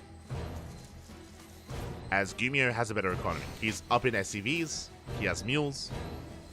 Typically the Protoss has to be up in bases to counteract that, and we're stuck with an even base count, which is a terrible thing for the Protoss. Center base going to be taking instead. Storm is on the way, +2, +1 armor. Gumiho does take a supply lead, that is because he has the better economy. So Gumiho can take a better fight soon, as he is soon to max out. Creator stuck at home. Once again, split push coming in.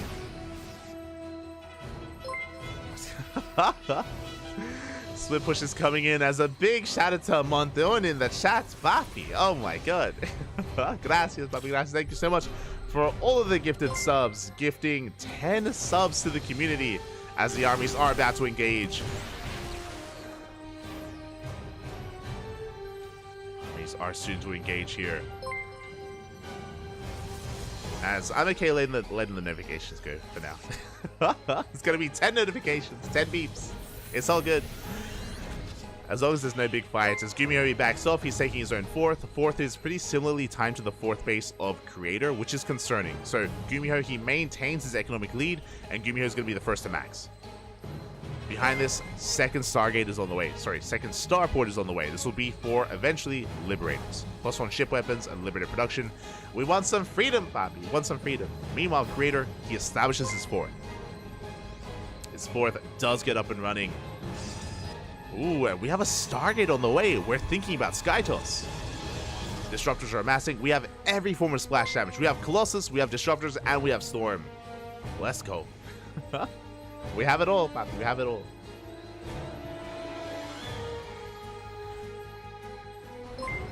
Do have it all. Oh, they keep going, Papi. They keep going. But Glasses, thank you so much, Monton. Thanks so much for the support. Not the first time you've gifted subs to the channel. Thank you. Thank you. Always do appreciate it. Oh, even Kuro got a sub.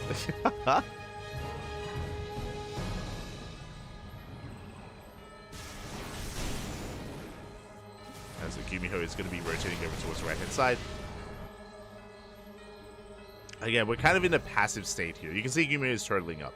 He was being very active earlier, and he did delay the 4th a couple of times, but from here we back off, and we're building up more CCs, and Creator recognizes that. That's why I love this Skytoss transition. It is a little bit early, but because he recognizes how defensive Gumiho is being, and how he's throwing down more CCs, more orbitals, sensor towers as well, rushing into Skytoss is something that Creator can get away with.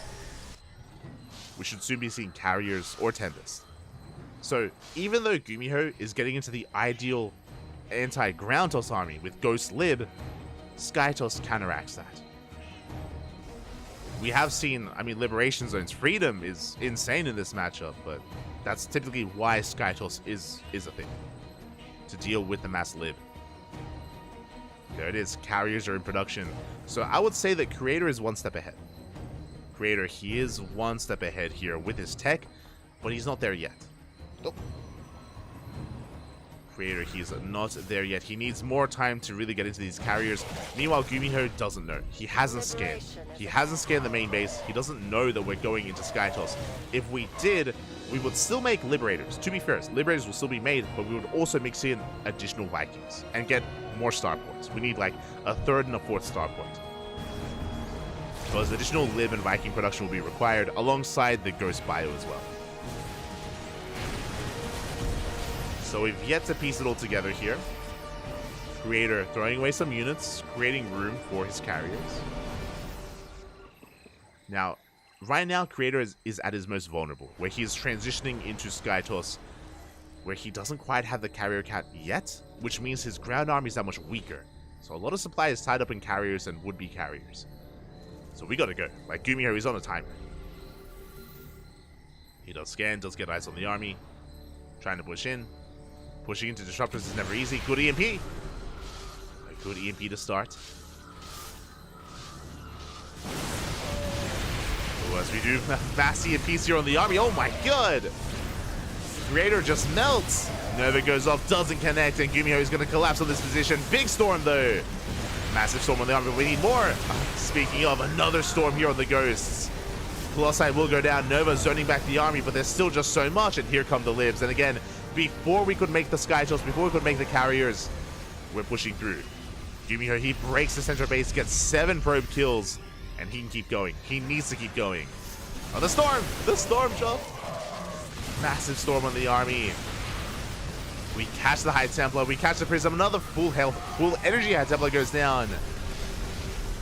And we have to reveal the carriers. We don't want to, but we have to. As Gumiho is snowballing out of control, pushing further into these bases. Liberation zones are thrown down. Novas go up. Good connections. Good connections on the Novas, and here we go. The carriers are revealed, and we clean this up. And how much damage did we deal? Because Gumiho will lose everything here, or at least he should. So we blink on forward. We get another drop, another medevac. So Gumiho, oh, that's a lot.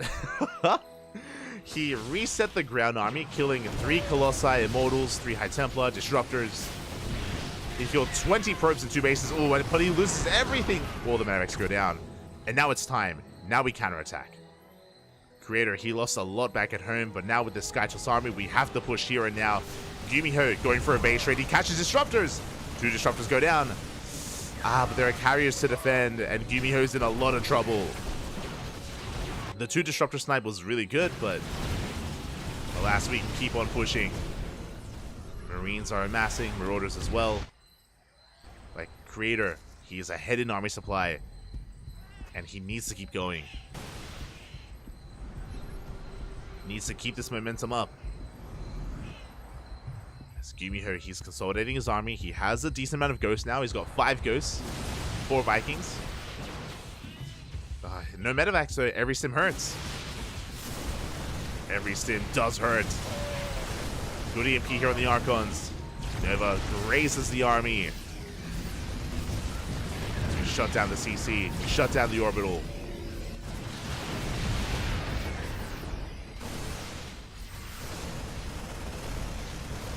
Rocks are going to be knocked down. Oh. But it looks like Creator is going to be forced back. He's respecting the army quite a bit here. To be fair, if Creator had like 1 storm, 1 or 2 storms, he's still going to be trading well, still forcing out. Ooh, forcing out a stim. The army's dancing with each other. Creator is still stuck on 4 bases, by the way. The longer this goes on, the better it is for Gumiho. The better it becomes for the Terran. He is up a base, he can remax. Here we go, we're forcing our way up the ramp. The turret putting in a lot of damage, never goes up. Getting 1 Marauder. Creator bleeding out a lot of interceptors there.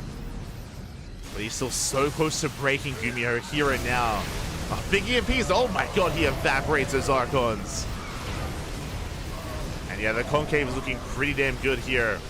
Too many Marauders though. Or is it enough? It's a lot of Marauders here with the army. So many of them go down. Gumiho is on the hunt. Oh, the Disruptors. Gets one. He gets one Disruptor. He's going to get another as well. Archons are coming in. Are there enough Marines? It's basically Marines and Ghosts here against the Interceptors. And it looks like we have too much. It looks like Creator, he may just barely break through. He's running out of Interceptors. He's running out. It's almost pure carrier at this point. Nova will not go off. And we have done it. We've broken the carrier army. Forced a recall. 2 carriers go down. And Creator, again, no interceptors left. He has to rebuild. Just barely didn't have enough. Barely. It's a very close fight. But again, Gumiho has a better economy. He's remaxing. He's got a 5th base up and running. Creator, he wasn't making probes. Creator, he wasn't expanding. He's all in. He was all in with that army. He's still all in. How many carriers? 5. 5 carriers here. That's all we really have left, alongside a couple of disruptors. Oh, never mind. 0 disruptors. He has Storm. Does have some Storms. Again, good positioning here from Gumiho. His army's getting out of hand. Decent Storm. We have 1 left. Good EMP. We have 1 Storm remaining for Creator. 1 Storm, Bobby. Oh. As Gumiho, he's taking a 6th and a 7th. He's just taking every base. And Gumiho is he's just securing his position. Big surround here. There's a nice Storm, but we impede every single carrier. And there's just too much Terran and too many Marines on the ground. And we dive on top of the army. We clean everything up. GG gets called. And Gumiho will take the series 3-1, becoming this week's ESL Open Cup Asia 211 champion. GG.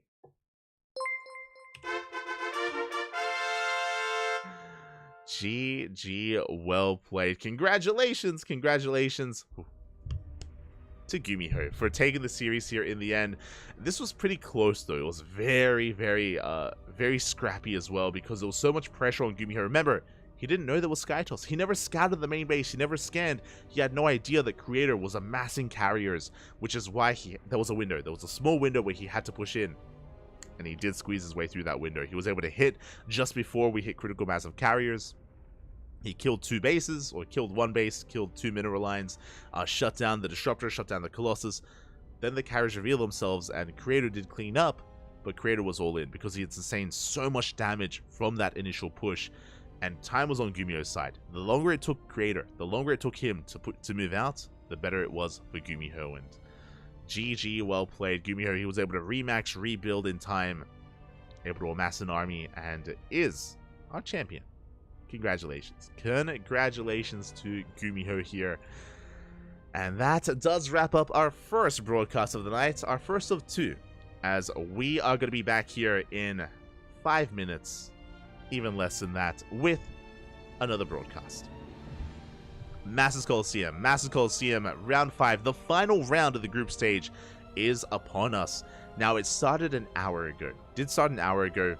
We could just jump into what they're casting now, but no, we're going to be jumping in from the beginning. We're going to be casting from the very beginning of the night. So these games are going to be 1 hour. They're going to be 1 hour late. They were played an hour ago, basically. So no spoilers in the chat if you were like watching, I think Rotterdam's casting. So if you're watching Roddy's stream, no spoilers. Okay, where we're coming in fresh, we're coming in blind into our old games. That's what I was looking for. Our old games.